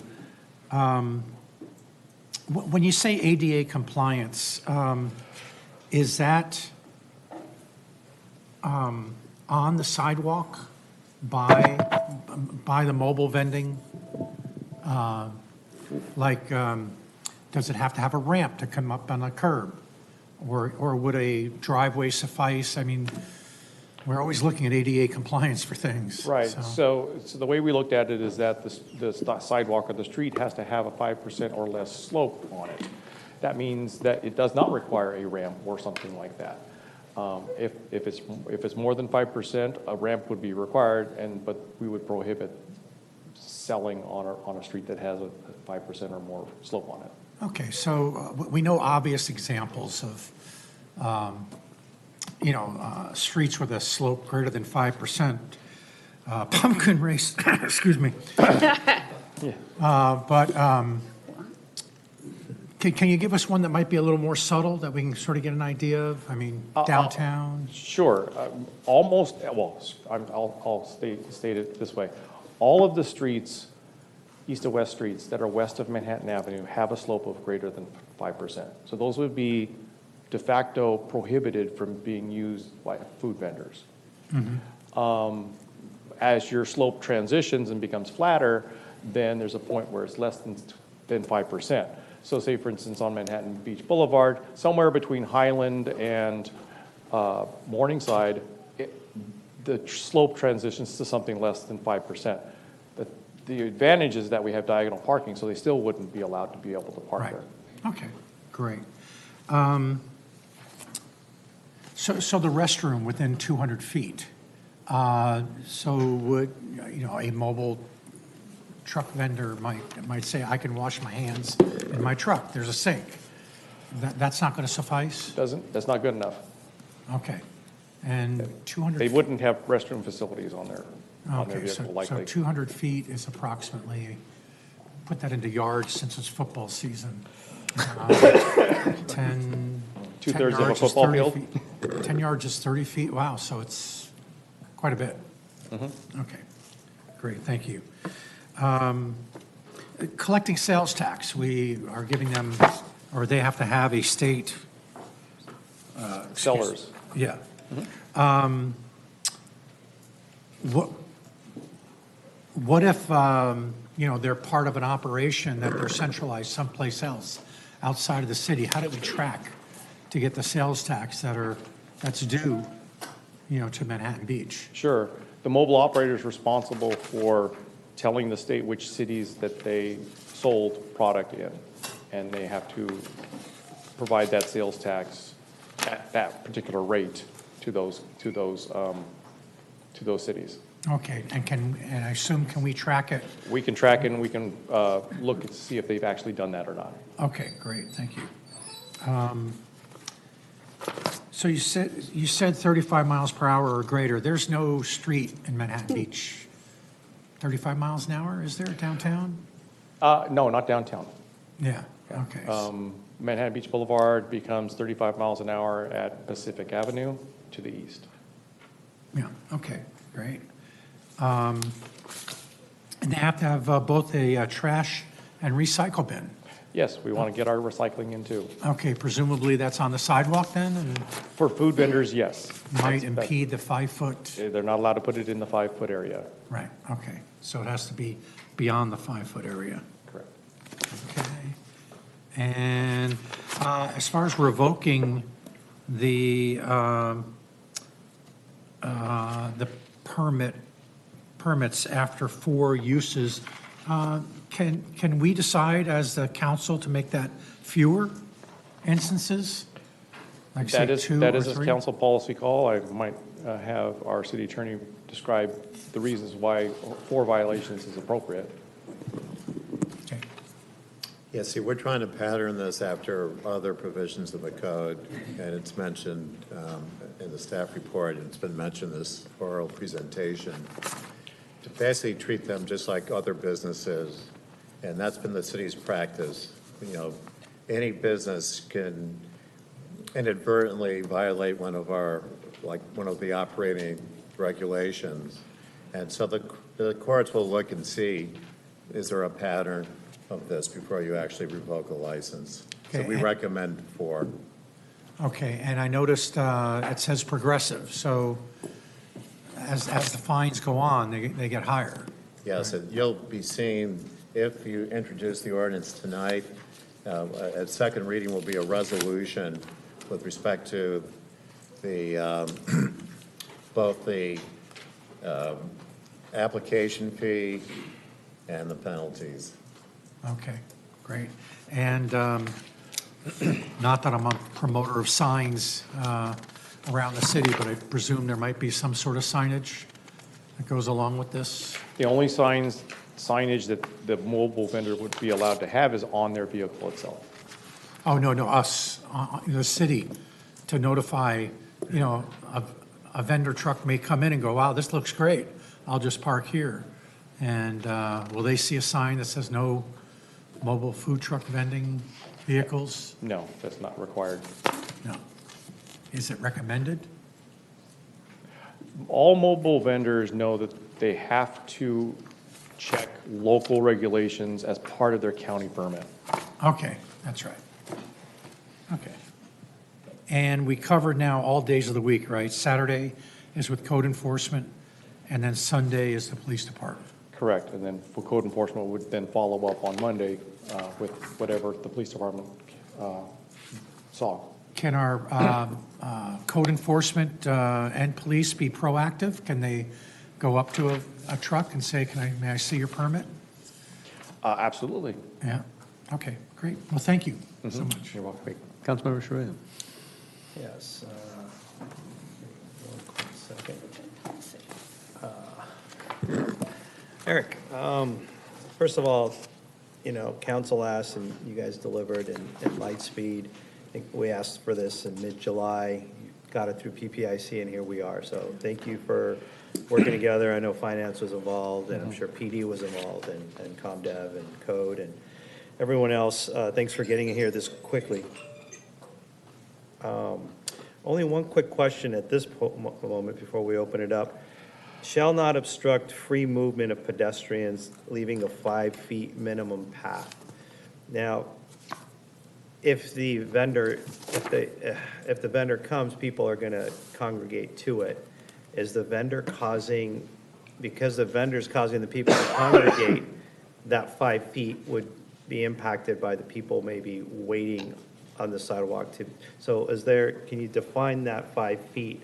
You know, bill that they will come, and does that 5 feet include, I had these, you know, I'm having this truck, people are coming here, and am I impeding the 5 feet by having the truck? Right, and it's not just the 5 feet. So free movement of pedestrians means access to restaurants or to business doors. It requires access to fire emergency exits and things like that as well. 5 feet may be variable depending on the part of the sidewalk we're talking about. They still have to provide room around light poles and street lights and things like that. It would be under the discretion of the officer, whether it's a police officer or the code enforcement officer, to determine, are you impeding traffic? The operator is responsible for managing their lines. And if they're failing to do that, the option is move, go somewhere else, or we'll issue a notice of violation. So just basically provide ingress and egress to be able to move freely. Thank you. Great. Councilmember Howard, you have a Yeah, follow-up? thanks. I did have a follow-up. If there's somebody who is currently doing business in the city with a business permit, would they have to reapply to get this mobile vending business permit? So if a business has a current business license for mobile food vending in our case, once this becomes effective, they will be required to apply for a business permit. So they will have to apply for this mobile vending business permit. Correct. And would any existing parking violations or anything be used against the application? Can it be retroactively? No, you cannot Okay. enforce retroactively. Yeah, I think that's a, okay, thank you. Great. Mayor Pro Tem Franklin, do you have a follow-up? Yes, just one quick one, Eric, please. I know you spoke to it, but how do you get the connection between a parking ticket and then an ultimate permit violation? Right, so what we did is we included in the regulations or the conditions, any violation of certain types of parking violations. So it's not only a parking citation, it's also a violation of your permit requirement. And so then we can issue a notice of violation for violating that. Right. We're So not issuing a notice of violation for the parking citation. So someone just can't stack parking tickets and just pay it and... No, that's what we're avoiding with the ability to do this with a permit. Great, thank you. Any more council member questions? If not, we'll open this item to members of the public. Members of the public who would just like to speak on this item, please come down.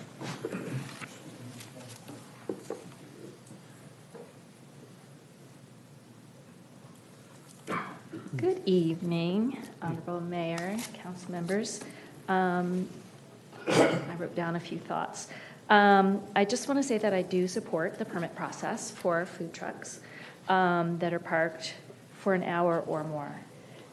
They are a hindrance, dangerous to drivers, e-bikers, and pedestrians, and it's inevitable that I've come across several where they're either in a lane or you can't see around to make a right-hand turn. I do want to make a comment about mobile food trucks that service construction sites. They do not park for more than a few minutes. They ring their bell, people come up, they grab their food. Otherwise, construction workers do not get the time of day to like bolt downtown or run over to Vaughn's. I really would think that would be an imposition for them. So I request that they may not be subject to the permit. And then I had a question about how this permit will impact supplies of samples or products at tournaments or events like the 6-man 10K, Manhattan Beach Open, Tour de Pier, Skechers Walk, etc. So I just want to, I would hate to impact people so negatively that we no longer have any option for some free water or whatever it is that they provide. Thanks. Thank you. Free stuff.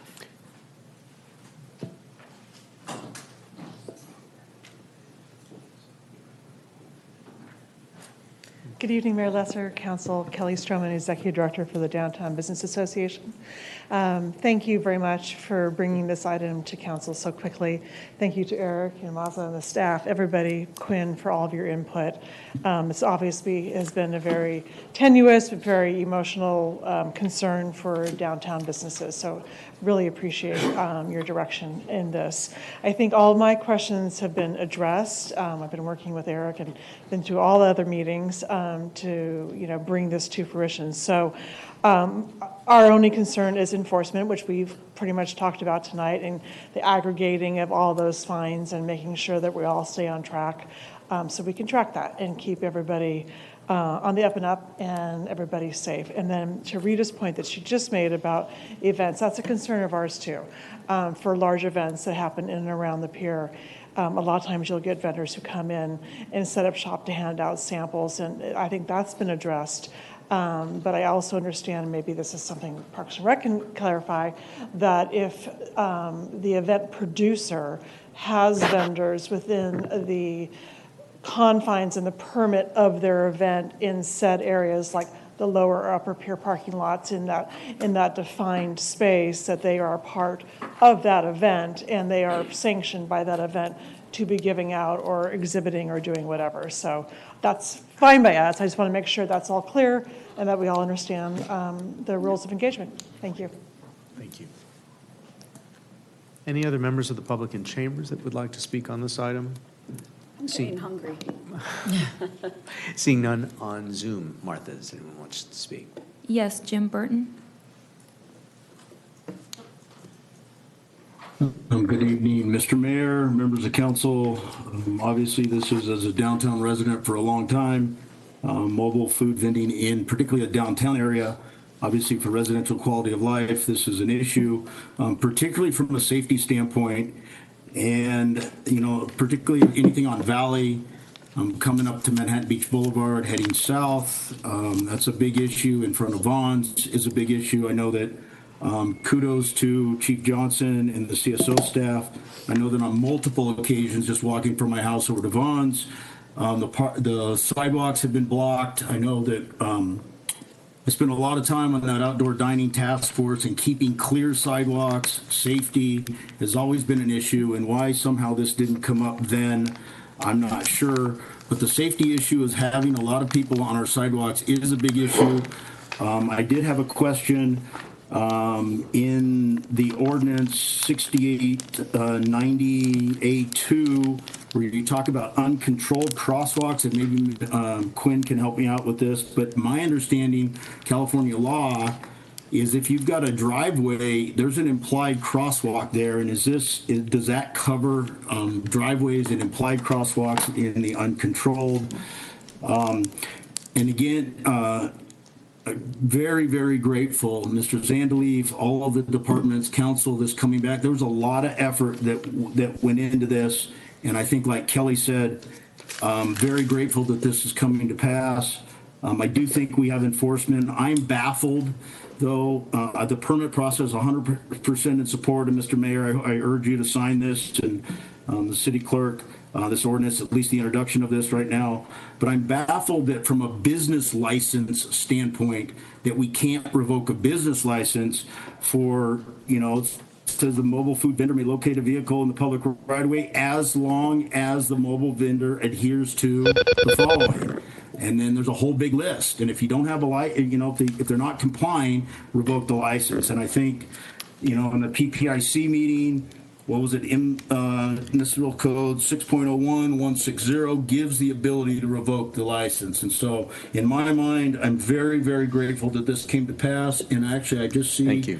that I went red. So, but anyway, Thank you. Sorry, my screen's a little small here, and I wish I was in town. And Appreciate your anyway, those are my thoughts. I'm grateful for this to come to pass, and urge you to introduce the ordinance, and let's get this resolved. Thank you. Thank you very much. Any other proposed speakers on Zoom? No additional requests on Zoom. All right, in which case, any other comments in chambers? Seeing none, close public comment. I'd like to just try and get some answers to some of the questions that were raised, if we could, and then I see Councilmember Haworth would like to speak and has a motion. And that is, can you address the question about mobile food trucks? You answered a question earlier about the applicability of this ordinance to mobile food trucks in residential neighborhoods for construction sites. But can you reiterate exactly how the proposed ordinance would apply? So for the proposed ordinance for construction-related mobile food vendors, they'd be allowed to still service the construction site if wherever they're allowed to park or wherever they're allowed to stop. Okay, like on, say, for instance, on Ocean Drive, you're not allowed to park on one side of the street, but you can stop on one side of the street. Does this allow then an additional regulatory tool to the question about, is this preclusive to some of these trucks? It's not. Okay. Also, there was a question about samples at events, which had previously been discussed earlier. Can you repeat again how this ordinance would apply to samples being offered? Sure. We did think about this, especially with regard to the farmer's market. The farmer's market has several food vendors that have food trucks. And so written into the code language is that food vendors or vendors would be not allowed within 500 feet of a permitted farmer's market or special event, except as authorized by the city. And so as part of the farmer's market authorization or permit, you are allowed to have mobile food vendors related to that event. Okay. And then finally, there was a question about business licenses and the revocation of those business licenses. I'm sorry. So, and more specifically, if we have a special event, say for instance the fireworks show, and they're on the street, we close off the street, that becomes the special event zone. So those food vendors that are within the special event zone that are part of the special event are not subject Just like to this permit. sponsors at like 6 men, they're Correct. part of Yes. the footprint of the Those would be event, allowed. they're allowed. Thank you for that added clarification. Perhaps maybe for the city attorney, if we could, with regard to a business license and repeated violations of a business, is that a separate right and a separate quasi-judicial or judicial process that would need to be Yes, pursued? and actually, special counsel has been looking at our business license ordinance, because there's a process for revocation that's really, let me say, outdated, where it has to go up to the city council. And in my experience, that's the type of thing that should be done by staff and then by an independent hearing officer, not have to go to the city council. So the business license is separate. The revocation process is a lot more complex, but I think staff will be coming back with a new ordinance on that in the next few months. Sure. And at the same time, it's still could, the business license still could be revoked even with a business permit. Right. So the business permit is built so that that would take place first, or that we have greater tools to address this before we have to get to a revocation of a business license. Helpful. Councilmember Holworth, thank you. Yeah, thank you. Just a quick comment before I make a motion to accept. I think this is a really terrifically written permit or policy. I know it involved your office, it involved finance, it involves police, it involves so many different parts of our city. And we approached it, and legal, oh my God, legal. Sorry, Quinn, because I know you guys worked so hard because there's so many considerations that we don't understand or think about at first. And I think this is, you know, there's a saying, let no good crisis go unwasted. I'm not sure this was a crisis, but it was an opportunity, right, to say, oh, we don't have a good policy about this, right? And it could affect other, you know, business license policies that we have.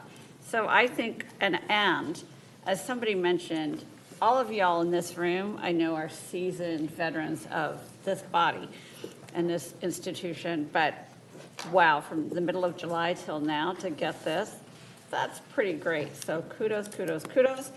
I'll be making a motion to support, but I also want to clarify that I really want to see such great messaging about how, and I want to see I want to see proof that there's coordination between police and code enforcement, right? Because that's going to be a piece. And I believe that you guys can figure that out, but I want to see that. So my motion will be to introduce the ordinance to amend section 3.68 of the Manhattan Beach Municipal Code related to mobile vending businesses. That's my motion. And I see that has been seconded by Councilmember Tarnay, but there are other council members that would like to make comments subject to the maker of the motion. We'll go ahead and recognize Councilmember Charelian.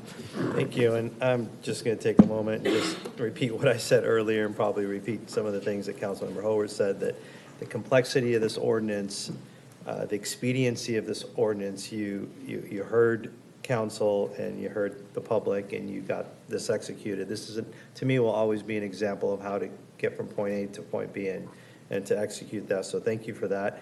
The only bump part for me was that I didn't hit the motion part first. So I need to get earlier on that, but that's on me. But I fully will support this. Thank you, Mayor. Thank you. Mayor Pro Tem Franklin. Yes, thank you. Eric, I'm sorry, just one more question. I was just thinking about instances in the last couple of years that proved to be challenging, and just see how the new permitting process. So we had a bike rental company come down and take up 2 parking spaces right there at the Pier Plaza. And I remember at the time, it was kind of frustrating because we didn't quite have, you know, an adequate ordinance about that. Yeah. Would that apply to non-food items? Yes, it would. Okay. It applies to rentals of bicycles as well. Okay, things like flowers, if somebody sets up now even if it fits within the 1 parking spot, so it's a van as opposed to a truck, and they're selling flowers,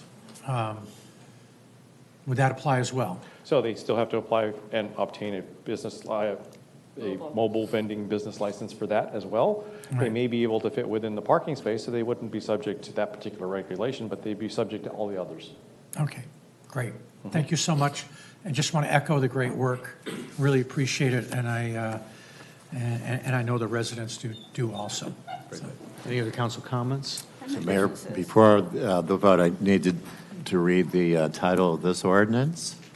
Ordinance number 25-0011, an ordinance of the City of Manhattan Beach amending Manhattan Beach Municipal Code, Chapter 3.68, to establish a mobile vending business permit process and amend mobile vending regulations, and making a determination of exemption under the California Environmental Quality Act.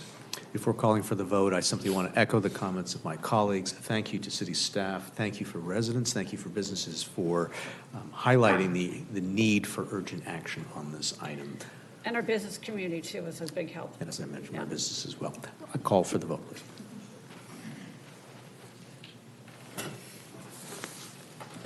Motion passes 5-0.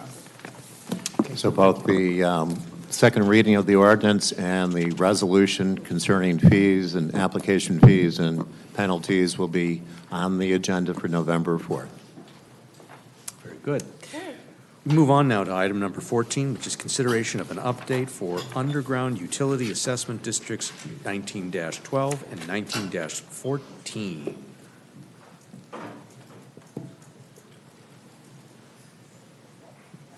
Thank you, Mayor. Honorable Mayor and council members, I'm Ted Saman. I'm the interim public works director for the city. I'll be introducing our acting city engineer to give you the presentation. But before I do that, I'll let you know that we also have staff that's here to support us. Justin Murray, he's been our engineering technician, but he's been a project manager on this undergrounding utility assessment district project, as has Lisa Nasland. She's also now joined our team as a consultant to assist with that. But in addition to that, we also have a couple of members of the SCE team on Zoom, and they are available for any questions you may have. Diane Forte, she's the Government Relations Manager for Southern California Edison, and Owen Yanu, who is the Rule 20 Project Manager, assisting the city with this undergrounding project. So with that, I'll introduce Gil to give you the presentation.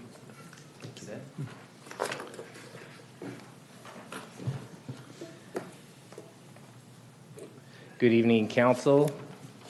I'm Gil Gamboa, Acting City Engineer, and I'm here to present the Utility Undergrounding Assessment Districts. I'm going to go I'm going to highlight the current progress, upcoming milestones, the remaining challenges, and some next steps. First, let's locate where the Districts 12 and 14 are.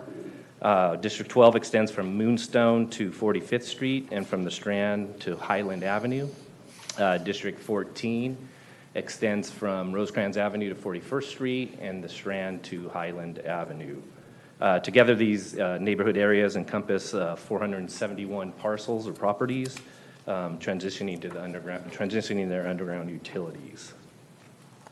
By way of background, a little bit of history. The districts were initiated between 2005, 2008.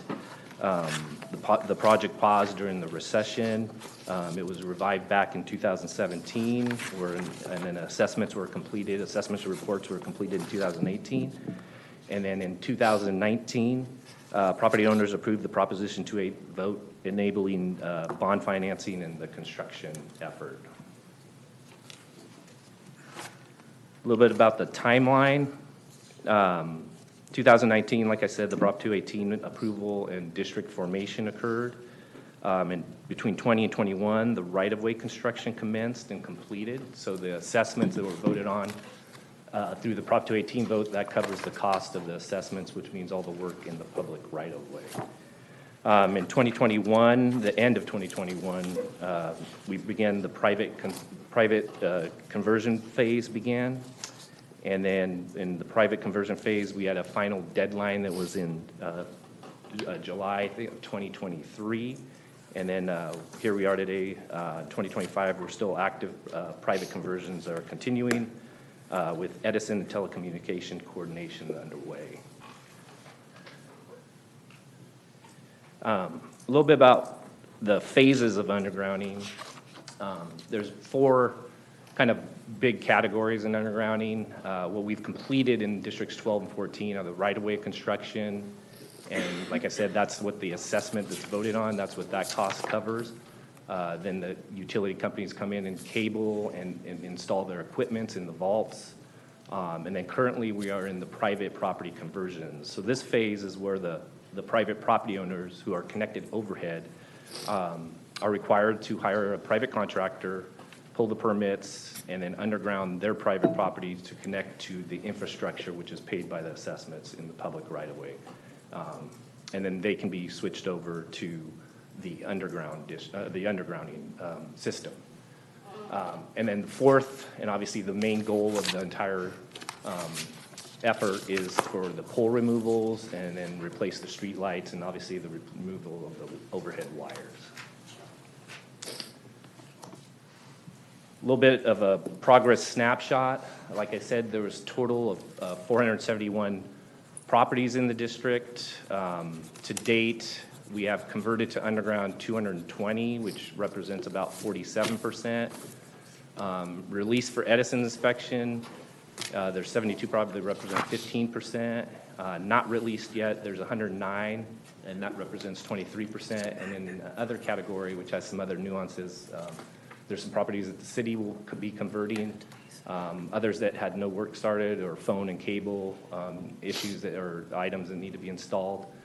A little bit about what that means being released for Edison inspection. That's the final inspection. So when a property pulls a permit, hires a contractor to do the work, they need to obviously get inspections. One of them, they need to get a city inspection. And then once they pass the city inspection, that releases to Edison. Edison's inspection is scheduled, and then that releases the property to be converted from the overhead system to the underground system on that end of it. So one of the bottlenecks right now is we just trying to release the 109 permits that we need to do for on the city side, on the city inspection side. One of the things we've implemented since we've taken over the undergrounding program here earlier this year is a property status interactive map. So this is both for accountability and tracking. This is on the website, the project website. It's associated with the table you see here with the different conversion statuses. Obviously, the goal here is to get all those properties into the green color on that end of it. The red, orange, yellow ones are the ones we're pushing right now with staff, with field staff on that end of it. So this is a helpful tool for us to track and for also to convey to the property owners, the progress in the district. As far as Edison status, out of the 471, there's about approximately 268 or 57% of Edison's work is converted. Again, there's a 72 in the 109, the 15, 23% of the released and not released. And then the other category, there's the properties the city will convert, no work started, or other areas that are stubbed for new construction. Frontier and Spectrum. Not everybody has Frontier, not everybody has Spectrum. There's a lot fewer properties here, but there are some remaining work and issues that we're pushing towards solving and completing. Frontier has 26 locations. They have conduit issues preventing conversions right now. 16 of those are on the private property side, 8 of them are in the right-of-way. And then we might look to our contractor Asplin to help fix those that are in the right-of-way. Spectrum, about 20% of the homes are fully converted to underground. All their splicing and activations are complete, and then their remaining aerial drops are needed to be scheduled for conversion. As far as the project schedule, some of these timelines were based on past districts that I've done in the past on that end of it. We're looking to try to get the private conversions all permitted and completed and cut over by May of 2026.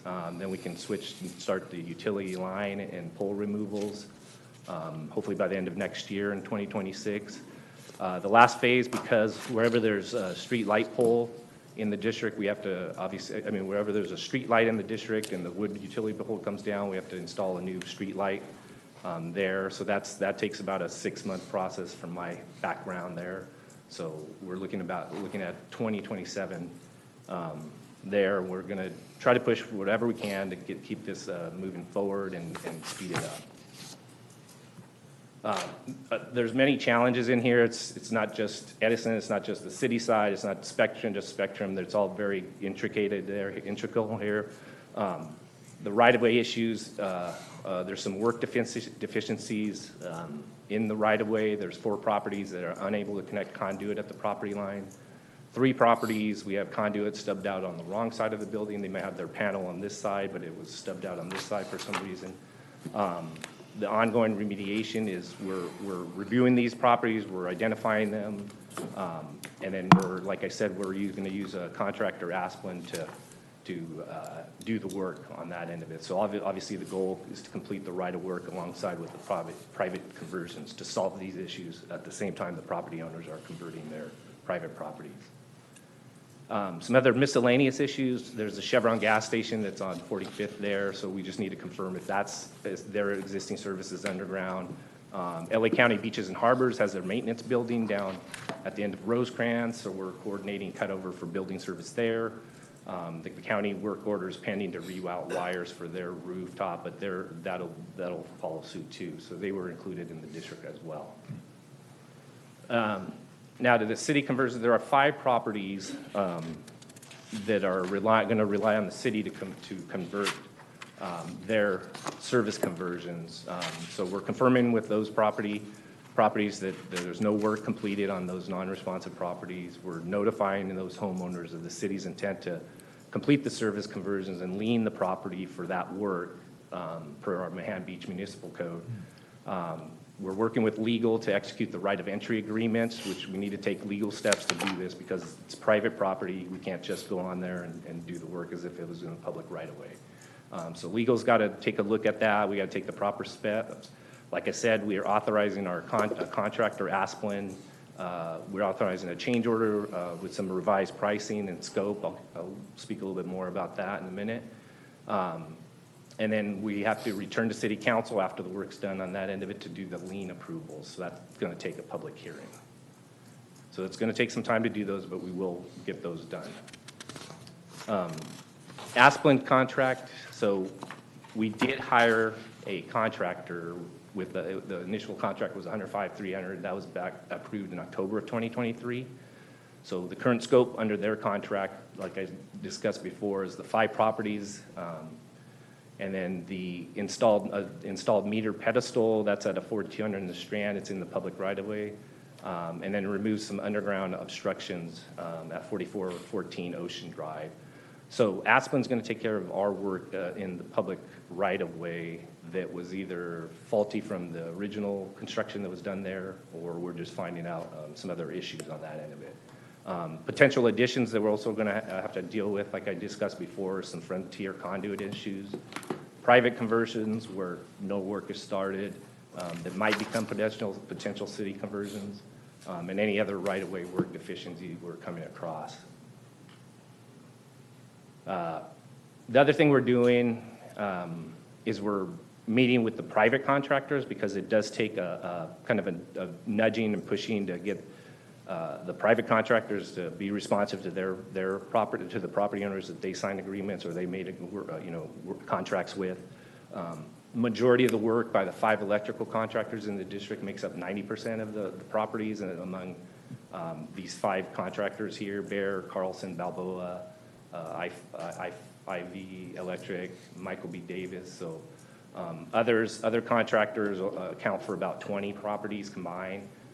We're doing on the field on the boots of our engineering tech and our contract PM. We're doing weekly field walks with the contractor to resolve issues in the field.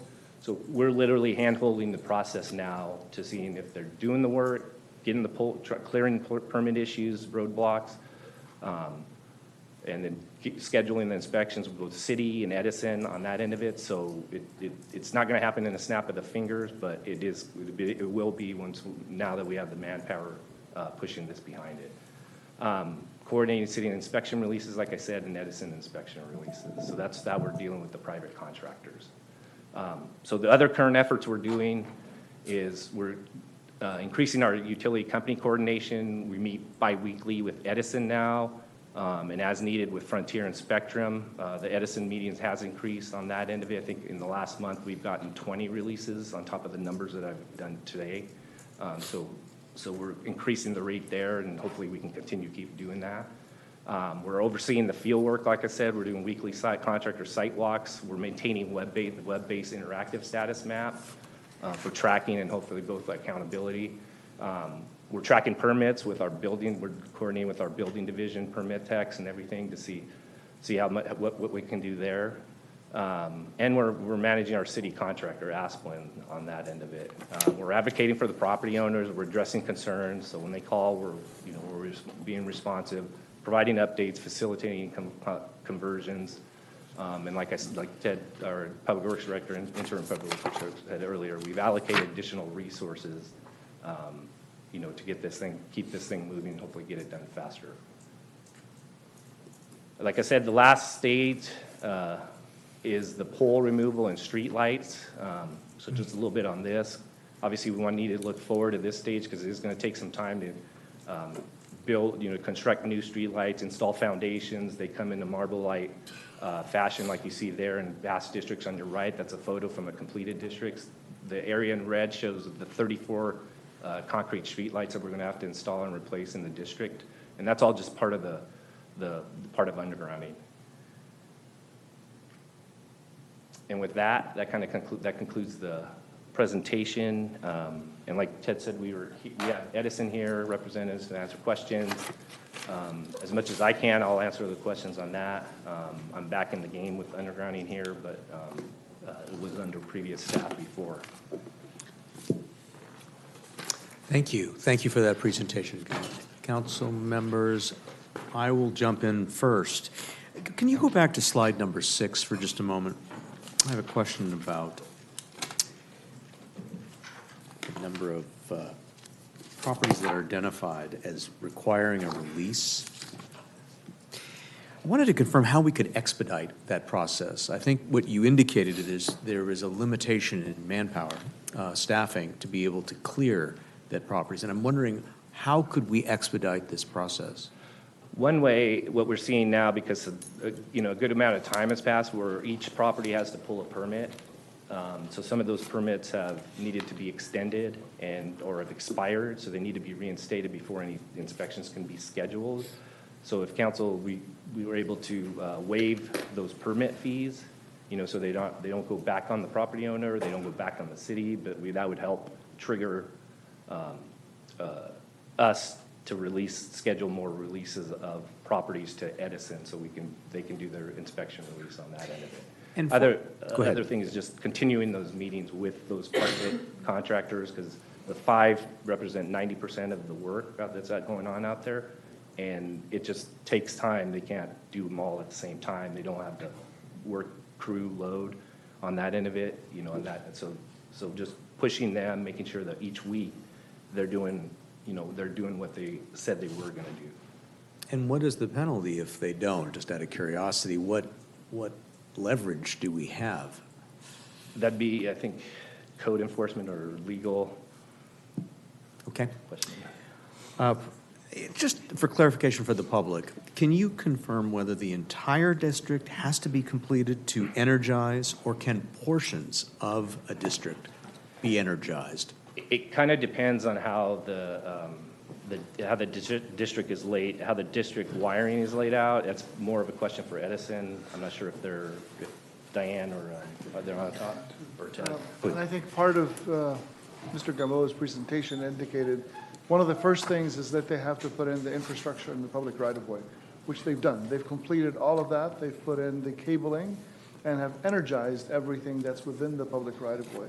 So any property that is ready for a conversion has the ability to connect and be energized from the new system that is underground. And the hopes are that we get all of these properties converted so that then we can work with Southern California Edison and the utility companies to remove their overhead lines and eventually the power poles themselves. Okay. I think I speak on behalf of many of being grateful that staff is aligning more resources to try and address the frustration which you've heard from the caller, but also from other residents. And I think council, just again to ask the question, what more can we do as a city to try and expedite these outstanding districts? I can't speak to the history of what had transpired. I think at this particular moment, bringing Ms. Naslin on board to help manage as well as Justin, we're working very closely with our Building and Safety Department and their inspection services. And as Mr. Gamboa mentioned, we're working closely with the property owners, their contractors. We're literally going out there on a daily basis, working with each of these contractors, Building and Safety, to help expedite. Our role is truly in facilitating this connection. For the work that was done on the public right-of-way, we had full control of that work. When the work is being done on private property by private contractors, then we are facilitators. We're unable to actually do any of the work. So the team has been increased. There's definitely ongoing dialogue between all the members, including the contractors and the property owners, and that's the way that we think is the best way to expedite. Thank you. Council members, any questions? Councilmember Charelian, thank you. Thank you. Before I start sneezing. Gil, you have a quick second. Thank you for that presentation.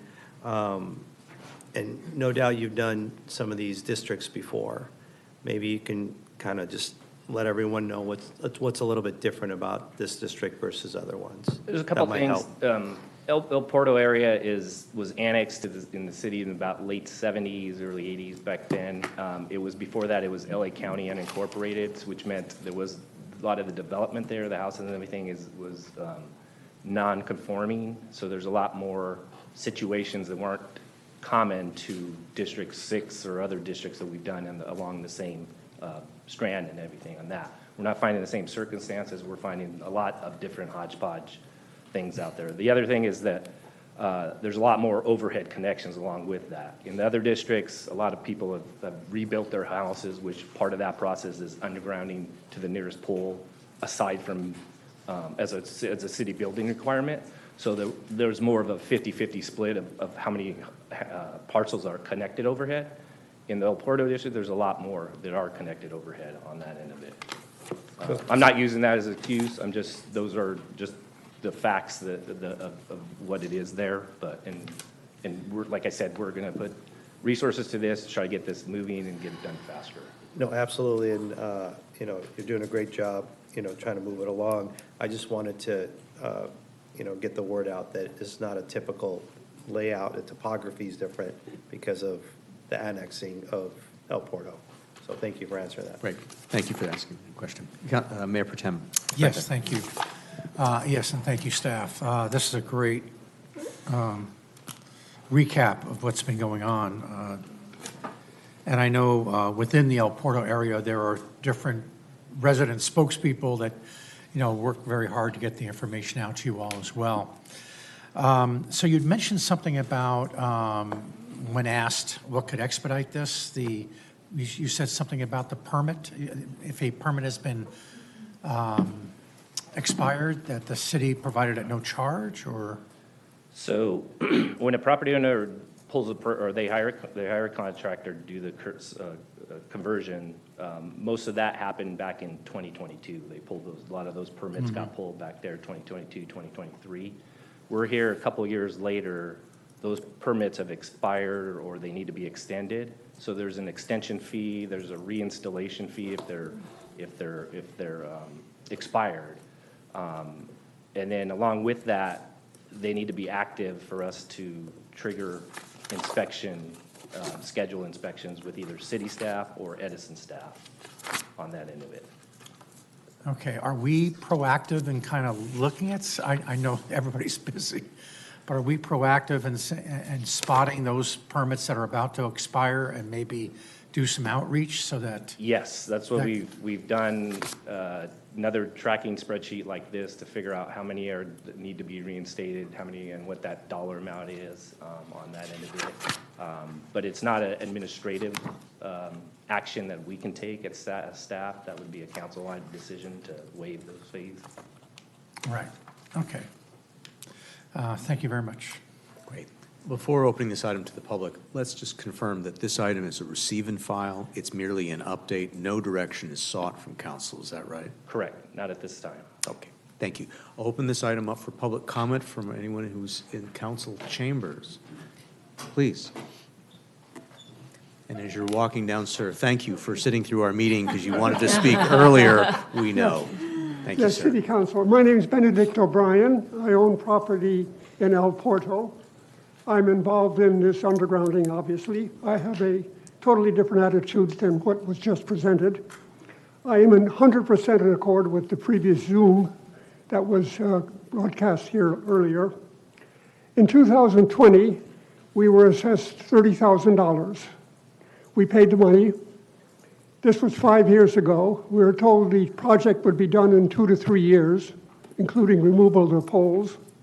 Now, 2025, 60 months later, we're getting more stories. I have met the 2 engineers that were involved directly with the undergrounding. They were both very friendly, I assume very competent, but totally not up to the job. The job isn't done. The amount of money paid is about $15 million, according to my rough estimate, which is about 1/10 the budget of Manhattan Beach City. And I ask who's responsible for this. And in the outside world, it's the boss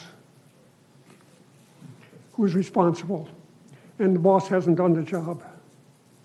So what I would like to know is when it really is going to get done.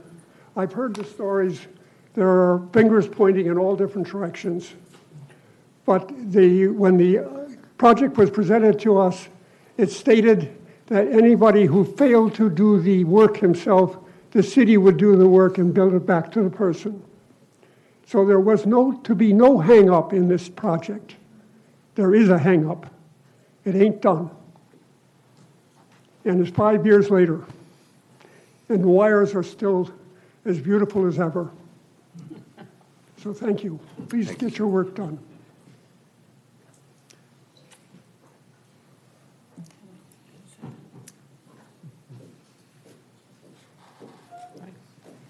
Good evening, Mayor Lesser and Council. My name is Marie Colmy. I live at 38th and Ocean, so I'm in District 14.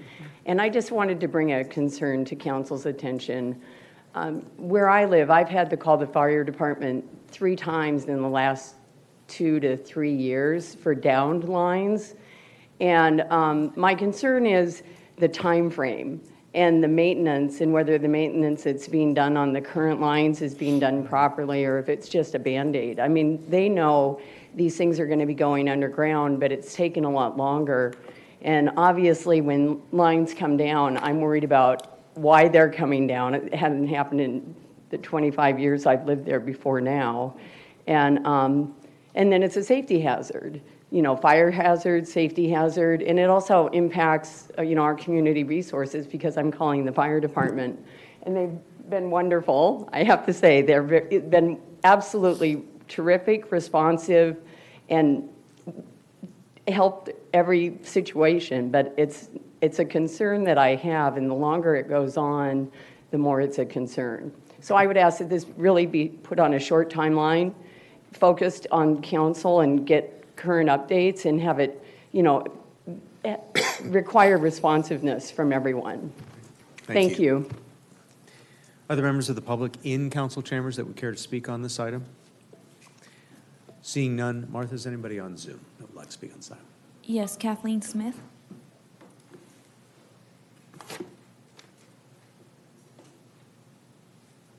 Ms. Smith, you may proceed. Hi. My property is on Gull Street, and I voted against undergrounding, and the city forced me to pay about $26,000 in 2019, promising that the undergrounding would be done in 2 years.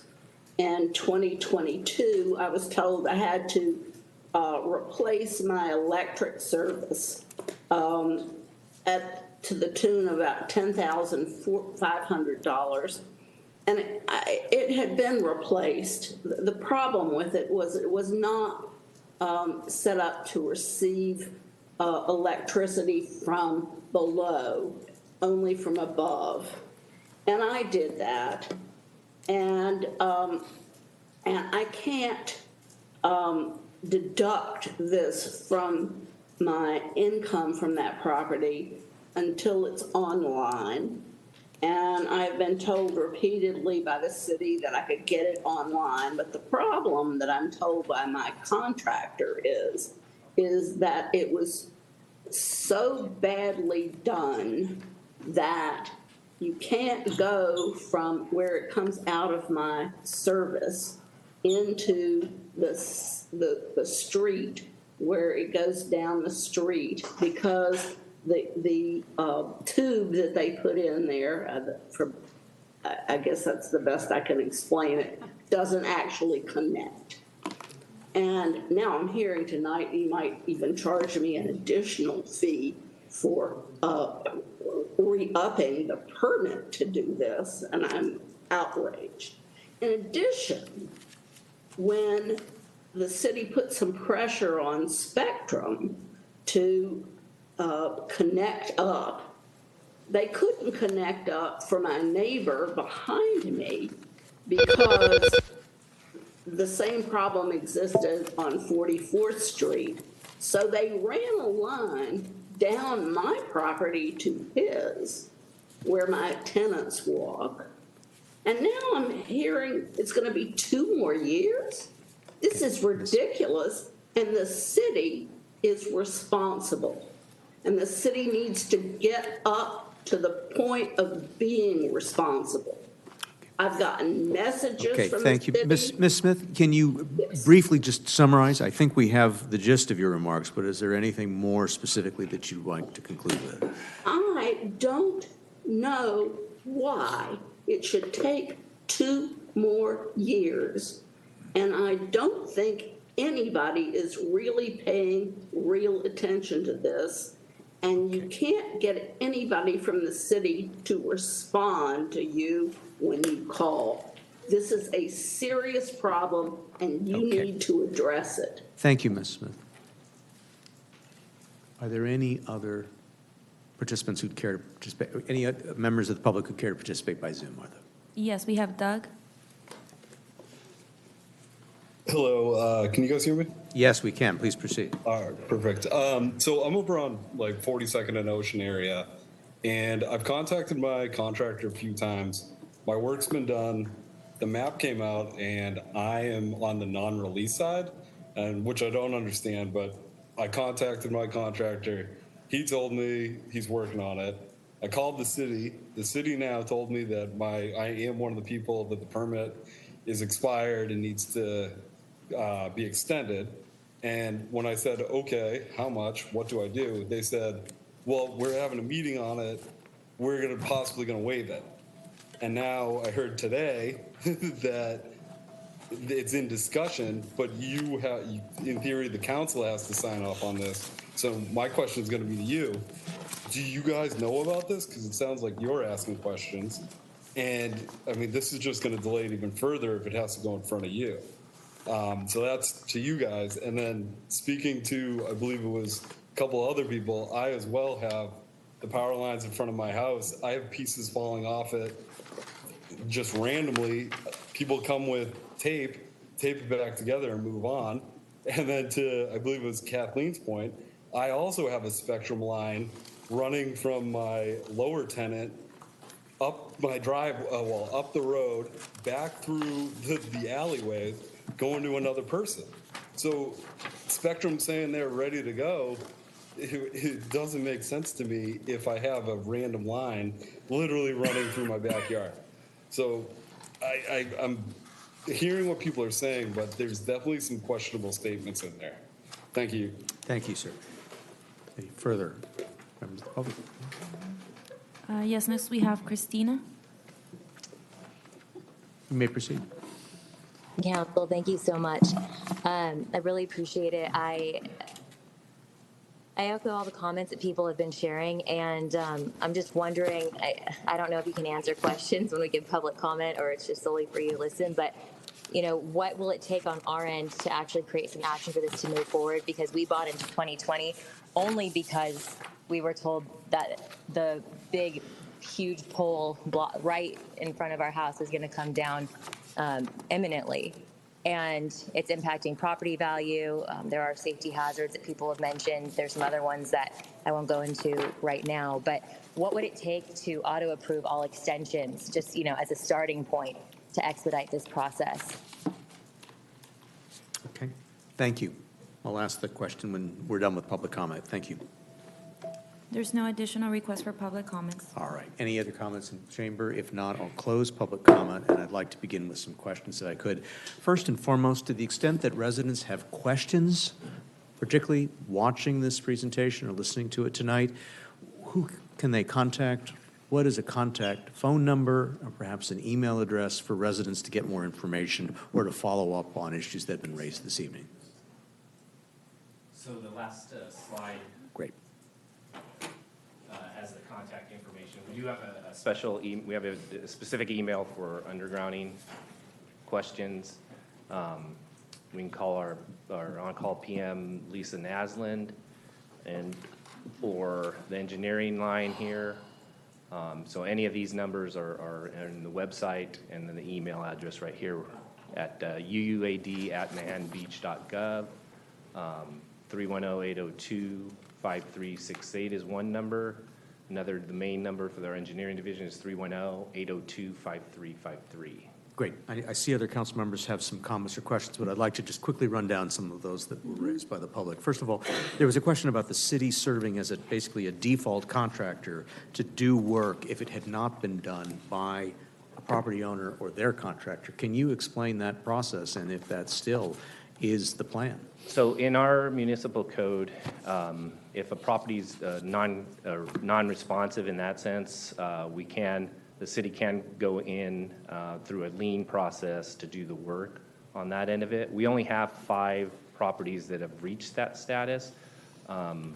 They're fixed incomes. They just don't have the capability of coordinating a contractor and doing the work. So they've expressed that the city do the work on their behalf. There was a concern raised by more than one resident about maintenance of the existing lines. Is staff in the best position, or is our representative of Southern California, Edison, still on the line? So Southern California Edison owns the utilities, so that's an important point too, that the city, this isn't a city asset. The city's in a facilitation mode in this program, so we do not maintain this after the wires do come down but the utility companies would be able to speak to that. Is our representative still on the line, just to clarify what their approach is towards maintenance of these lines, particularly when we're hearing concerns about Schedule of removal, yeah.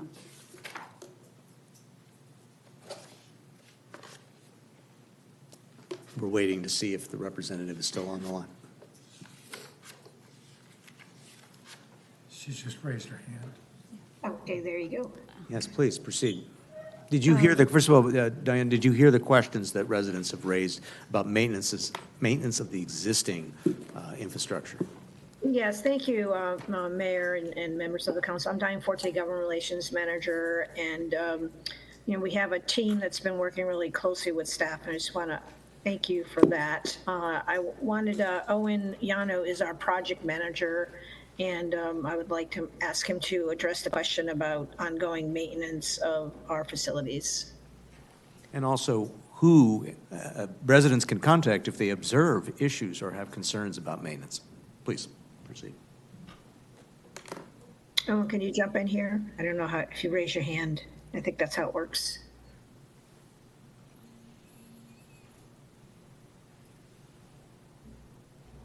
Thank you for the public for your patience as we try and migrate the online participants into our meeting.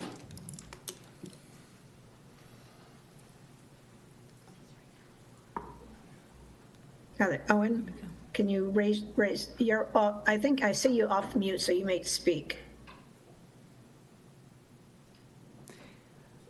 Martha, do you need any further identification of who the No, participant is? he has co-host rights. It's just, I'm not sure if his mic is not working on his end.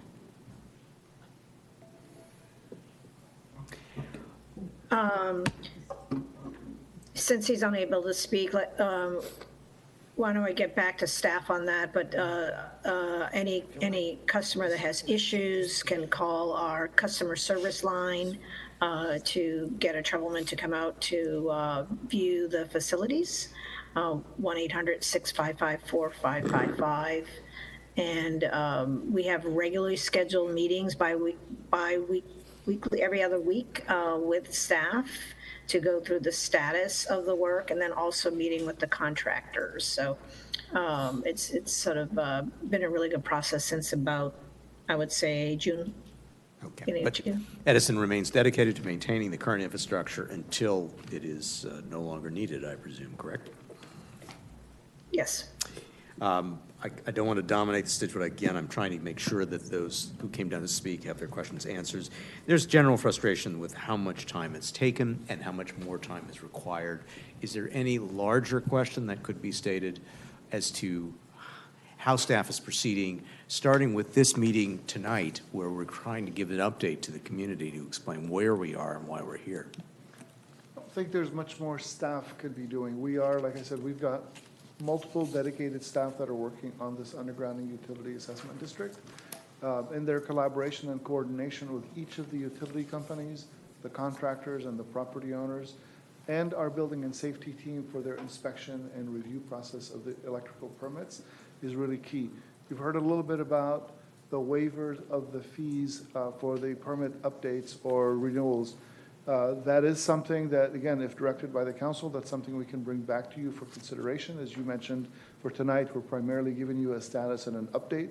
But I think in terms of the level of collaboration that is occurring, it's very significant at this point. I don't think we can do much more other than really encourage the contractors to work a little bit more aggressively with our building and safety folks and get the work done out in the field in order to get this approved. And I'm sorry, for the city attorney, is this something we can ask for direction on tonight, or because this is an update, action is not appropriate? You can certainly ask the staff to explore the waiver of these Permit fees. Permit fees for the extensions? Permit fee updates, yes. Okay. And then finally, what will it take to expedite? That's sort of a theme you're hearing, and perhaps that would be part of what would be a future matter. I want to recognize my council colleagues, starting with Councilmember Power. Thank you.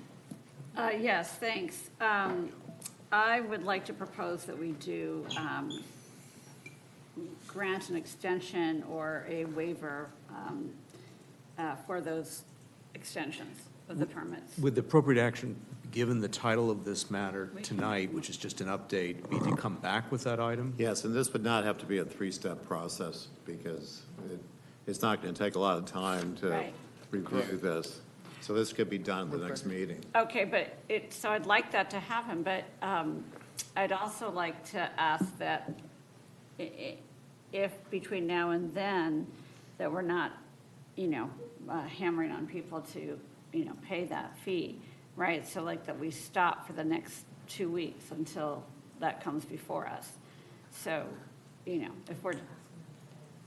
Yeah, we haven't, to this point, we haven't been asking them to pay on that. Okay, so let's bring that forward. I wasn't quite satisfied with the answer, I believe, Mayor, you were asking.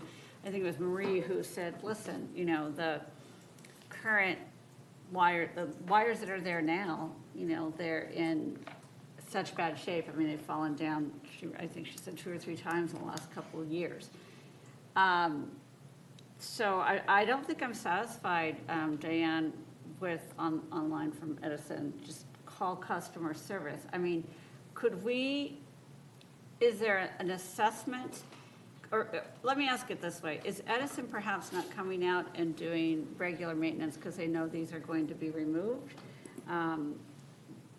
Because I feel like we should identify these properties that, where it's really dangerous and do something to make our residents safer in that regard. And I'm not necessarily blaming Edison on that. I mean, the project has been delayed for a number of reasons.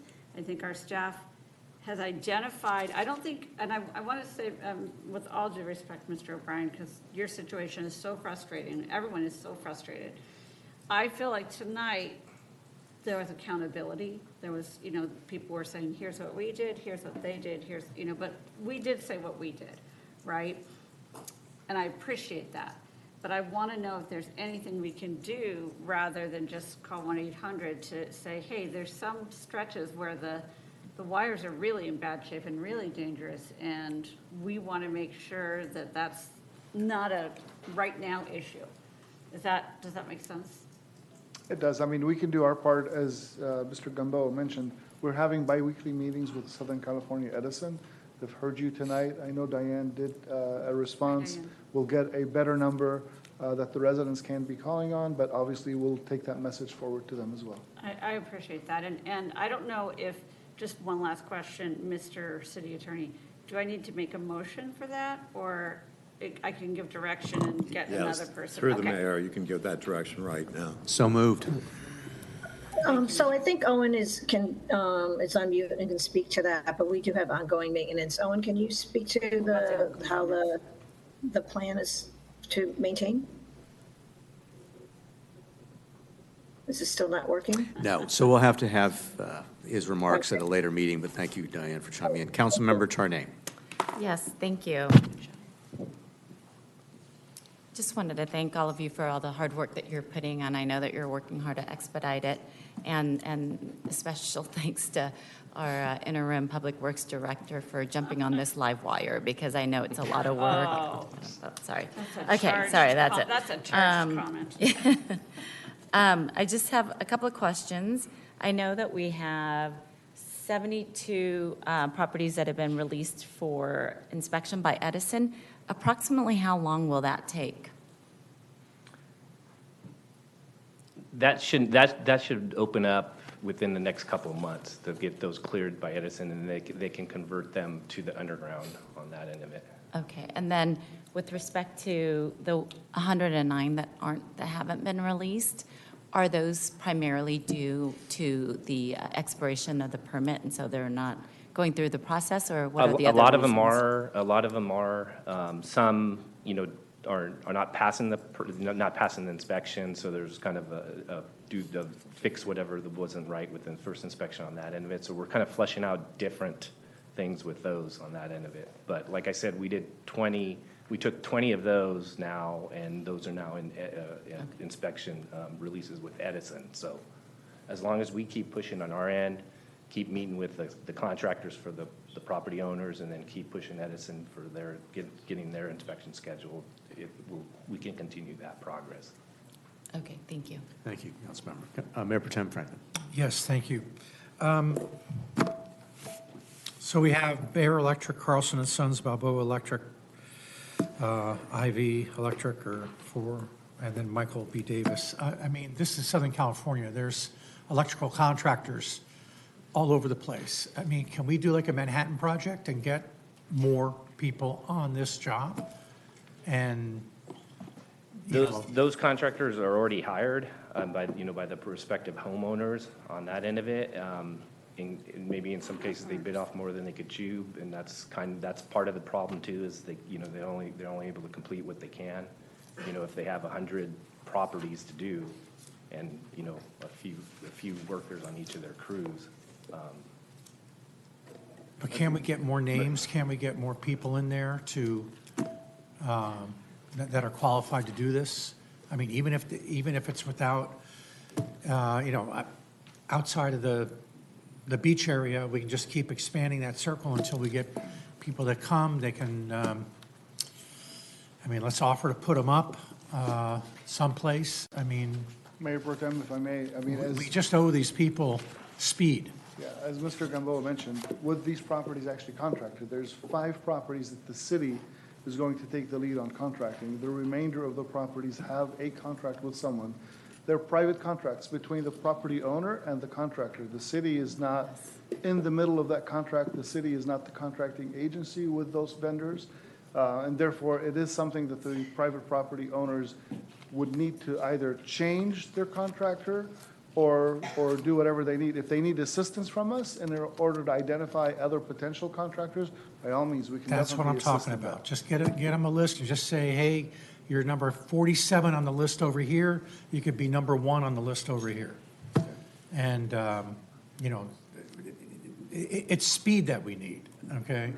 And I'm sure that contractor is talking to the property owner and saying, yeah, it's going to be done, it's going to be done. And, you know, I'm not blaming them. Things happen and they get other work and the like, but we just need to get more qualified people that our residents can draw from and start using to cut through. We need to do it too on whatever we're responsible for. I'm in favor of the, well, we already voted for it, right, for the fees. Just through Yeah. direction. Okay. Without any more council comments, I simply would share what you've heard from residents and what you've heard from council, is we want to bring a greater sense of urgency to moving this project forward, and we are grateful to our current staff, interim, acting, who are seeking to move this project forward and know that there are these deadlines that were represented to our residents, and who, for residents who've paid into this project who are understandably frustrated, we are looking to move this project forward and are grateful. I see Councilmember Tarnay has a comment. Yes, thank you. I just wanted to share, since taking my position on City Council, I just wanted to share the perspective that I've been seeing behind the scenes. So when, in my first briefing on this issue, I know the project was completely stalled out, and we were working with staff to get things back in line, and we've had some staffing changes, and so I understand the frustration. I live on the north side of town, near where all of you are, and we've been waiting to see your district go through so that hopefully we can get our district established. I know right now we're not really pushing for it, but what I am saying is in the 9-10 months that I have been on council, I've seen tremendous change. I've seen the mapping where we're actually identifying the problem areas, and that's really helpful for somebody who comes in and sees, okay, these people have done it, the city has done it here, so we can identify where the issues are, and I think that's a huge step in getting this resolved. And I know that we will be pushing staff to do whatever they can to move this along as quickly as possible. So thank you for showing up and for sharing your comments and concerns with us. And for members of the public that may have just heard what Councilmember Tarnay mentioned, where can members of the public find that map that shows where there's connections and where there's not? So it's back on the project webpage. If we can get back the... Undergrounding? Right. The easiest place is probably do a search. Search under. Search under UAD Man Beach. Okay, thank you. We're winding this item up. Thank you for displaying that. I see Mayor Pro Tem Franklin, you wanted to make a comment or make a motion?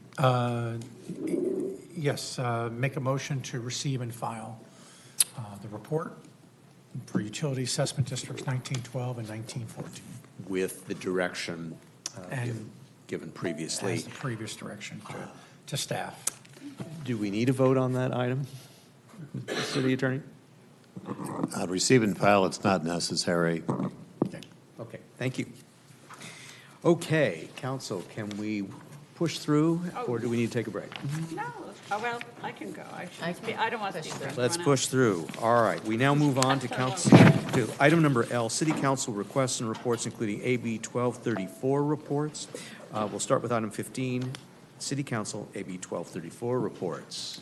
Councilmember Howard. Yes, I wanted to report that since our last council meeting, I attended the Cal Cities conference down in Long Beach, and found the day I attended like a day and a half, and it was interesting. There were some definitely things I learned, but I think I'm going to be more strategic in the future for what I spend our money on in a way. So. Okay. Mayor Pro Tem Franklin. Okay, I went to several interesting presentations at the same conference. One was about parking planning, and interesting statistic is that less than 5% of people get parking tickets, which I know when you get one, it doesn't seem that way. But to also to kind of change the perspective as far as city planning is that don't think of it as a car, think of it as a wallet. That wallet needs to have a place to park. It needs to have cars get out move around, that kind of thing. So that was a very interesting perspective. And then one that was a good presentation, but disappointing, is the results of Proposition 36, where the Prop 36, which was passed by an overwhelming majority in the state to reduce the amount of money that qualifies as a crime. And there's, and the whole idea is diversion. They're trying to get him to diversion, but less than 15% of the accused individuals accused of, caught stealing and the like, less than 15% are requesting the services, in other words, to go into diversion to get better. And then the even sadder part is only half of them get them. 50% of them get that service because we're not equipped. And I sense that the people who were not supporting Prop 36 are choking off these services because they're also closing jails. We have the same situation here in LA County. If there's, it's going to leave a shortage of 4,000 inmates that the county, LA County Jail can accommodate because they're going to be closing them down. And that's what the County Board of Supervisors is voting. Pay attention to it, contact your supervisor and tell them, don't shut these jails down. So, thank you. For my AB 1234 report, I should say that I also attended the California League of Cities annual meeting. This was in Long Beach, down the road. This year, I found interesting topics that relate to issues we've gone through recently as a community. So, for example, the presentation on coordinating emergency response, who does what and how to prepare, is timely given recent events in our city, and help set up a framework for issues I'm now working through the city manager with the fire chief, who's proactive and eager to go, and better understanding roles, responsibilities, and frankly, best practices and what we can do better. There also was a session, which I should share with my colleagues, on are council meetings getting harder? Here's how to make them smoother. So just some reminders of best practices. Oh, I you've done a enjoyed great that. job, too. I also, as an attorney, went to some of the city attorney sessions, and one in particular was interesting in terms of the financing of these large multi-tenant residential projects. How are they getting financed? How are other cities? And I have to report, it's a large percentage of cities in our state that want these sorts of projects. How are they seeking to accelerate and finance these projects? I think that's helpful for a city like ours, which are supportive of building new housing, but are concerned with the whole infrastructure that is being mandated by the state without council discretion. So that is my report. Councilmember Tarnay. Thank you. I too went to the League of California Cities conference, and my focus was on learning as much as I can because I am fairly new to this role. And so I went to learn more about just the emergency preparations and best practices. I thought some of that information was helpful. And then I also wanted to learn more about technology and how it could help city processes. I thought that those topics were interesting. And then also it was an opportunity to network and learn and meet colleagues from other cities and learn about the projects they're working on, the challenges they're facing, so that we can help use some of their lessons learned in our city. So I thought it was very helpful, but I am also learning to be a little bit more selective about what rooms I go to. Yeah. Very good. Councilmember Charelian. Thank you. I have no AB 1234 report. I just didn't want to be left out. Perfect. Thank you for that. All right. Item number 16, consideration of a request by Mayor Pro Tem Franklin and Councilmember Tarnay to discuss offering building permit discounts to qualified older adults for aging in place projects. I'll be a third. Okay. Thank you. And all we are looking for is third vote on that. Is that right? Item number 17 is consideration of a request by Mayor Pro Tem Franklin and Councilmember Charelian to discuss items related to the 28th Street Stormwater Infiltration Project, including the finalization of finances, the completion of a parking and traffic study, and additional community outreach. So we're just looking for a third vote on that. Okay, in the absence of a third vote, just to clarify through the city manager, this item will be coming back on its own merits, correct? Okay. Thank you. Item number 18 is consideration of a request by Councilmember Charelian and Mayor Lesser to discuss the exploration of emergency communication options for the community. I'll third that vote. Thank I you. have a question about it, though. Please. I won't say whether I support it or not, because there's a third vote.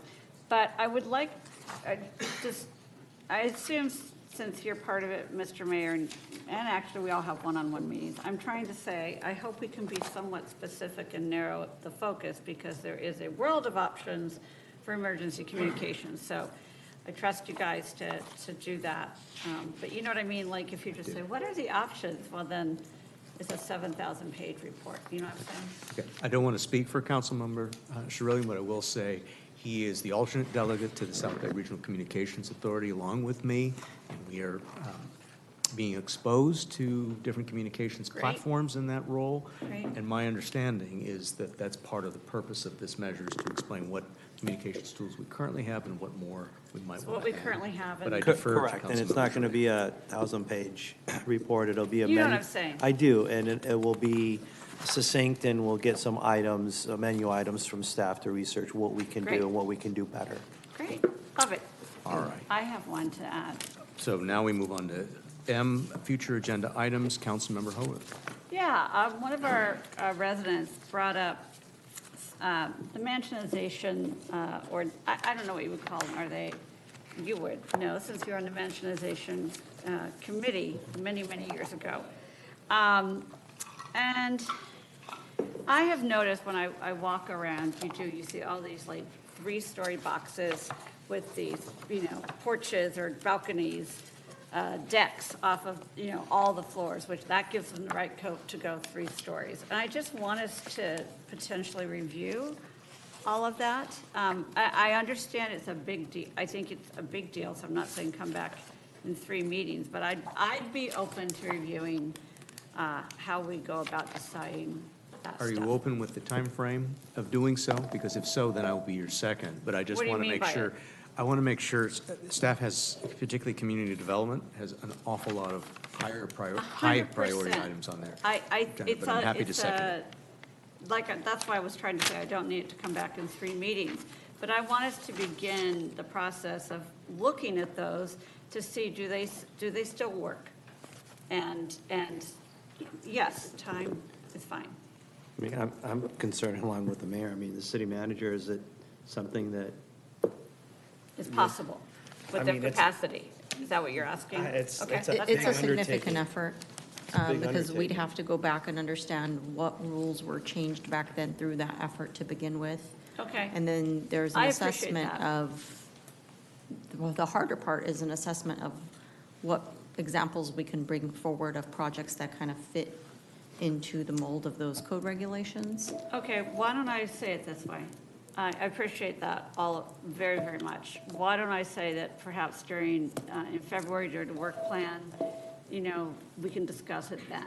And then we can get more, input onto what the capacity is and if, what we mean by it, et cetera. So I want to thank my colleagues. I second that. Good. All right. Are there other future agenda items? Councilmember Tarnay. Yes. I would like for us to consider working with the South Bay Council of City Governments to explore public transportation coordination with our fellow beach cities, El Segundo, Hermosa Beach, and Redondo Beach. I'll Second. Oh, Oops, sorry. That's okay. I'm happy to defer. No, I'll let you're the mayor. I'll defer to second you. that. My understanding, just to clarify with the city manager, is the issue of the Beach Cities Transit Line 109 is already going to come back in conjunction with preparation for the World Cup and Olympics. That's correct. Okay. So I defer to the maker of the motion whether it should be encapsulated or it should be a separate item. I'd like for it to be a separate item. And I please. will support that. Any other future agenda items, colleagues? Okay, if not, is there a city manager report? Not tonight. I made my report under community announcements, so we had more viewers listening to it. Thank you. Is there a city attorney report? No report tonight. Okay.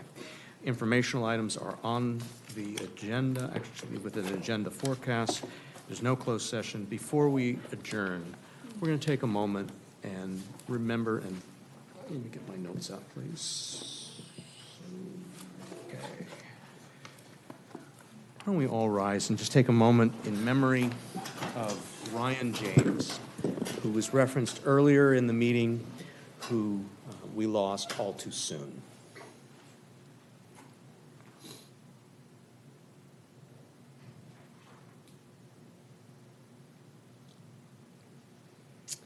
Thank you. We'll be adjourning this meeting in his memory, and this meeting is adjourned to a closed session on Monday, November 3rd, 2025 at 4:30 in the City Council chambers. We stand adjourned.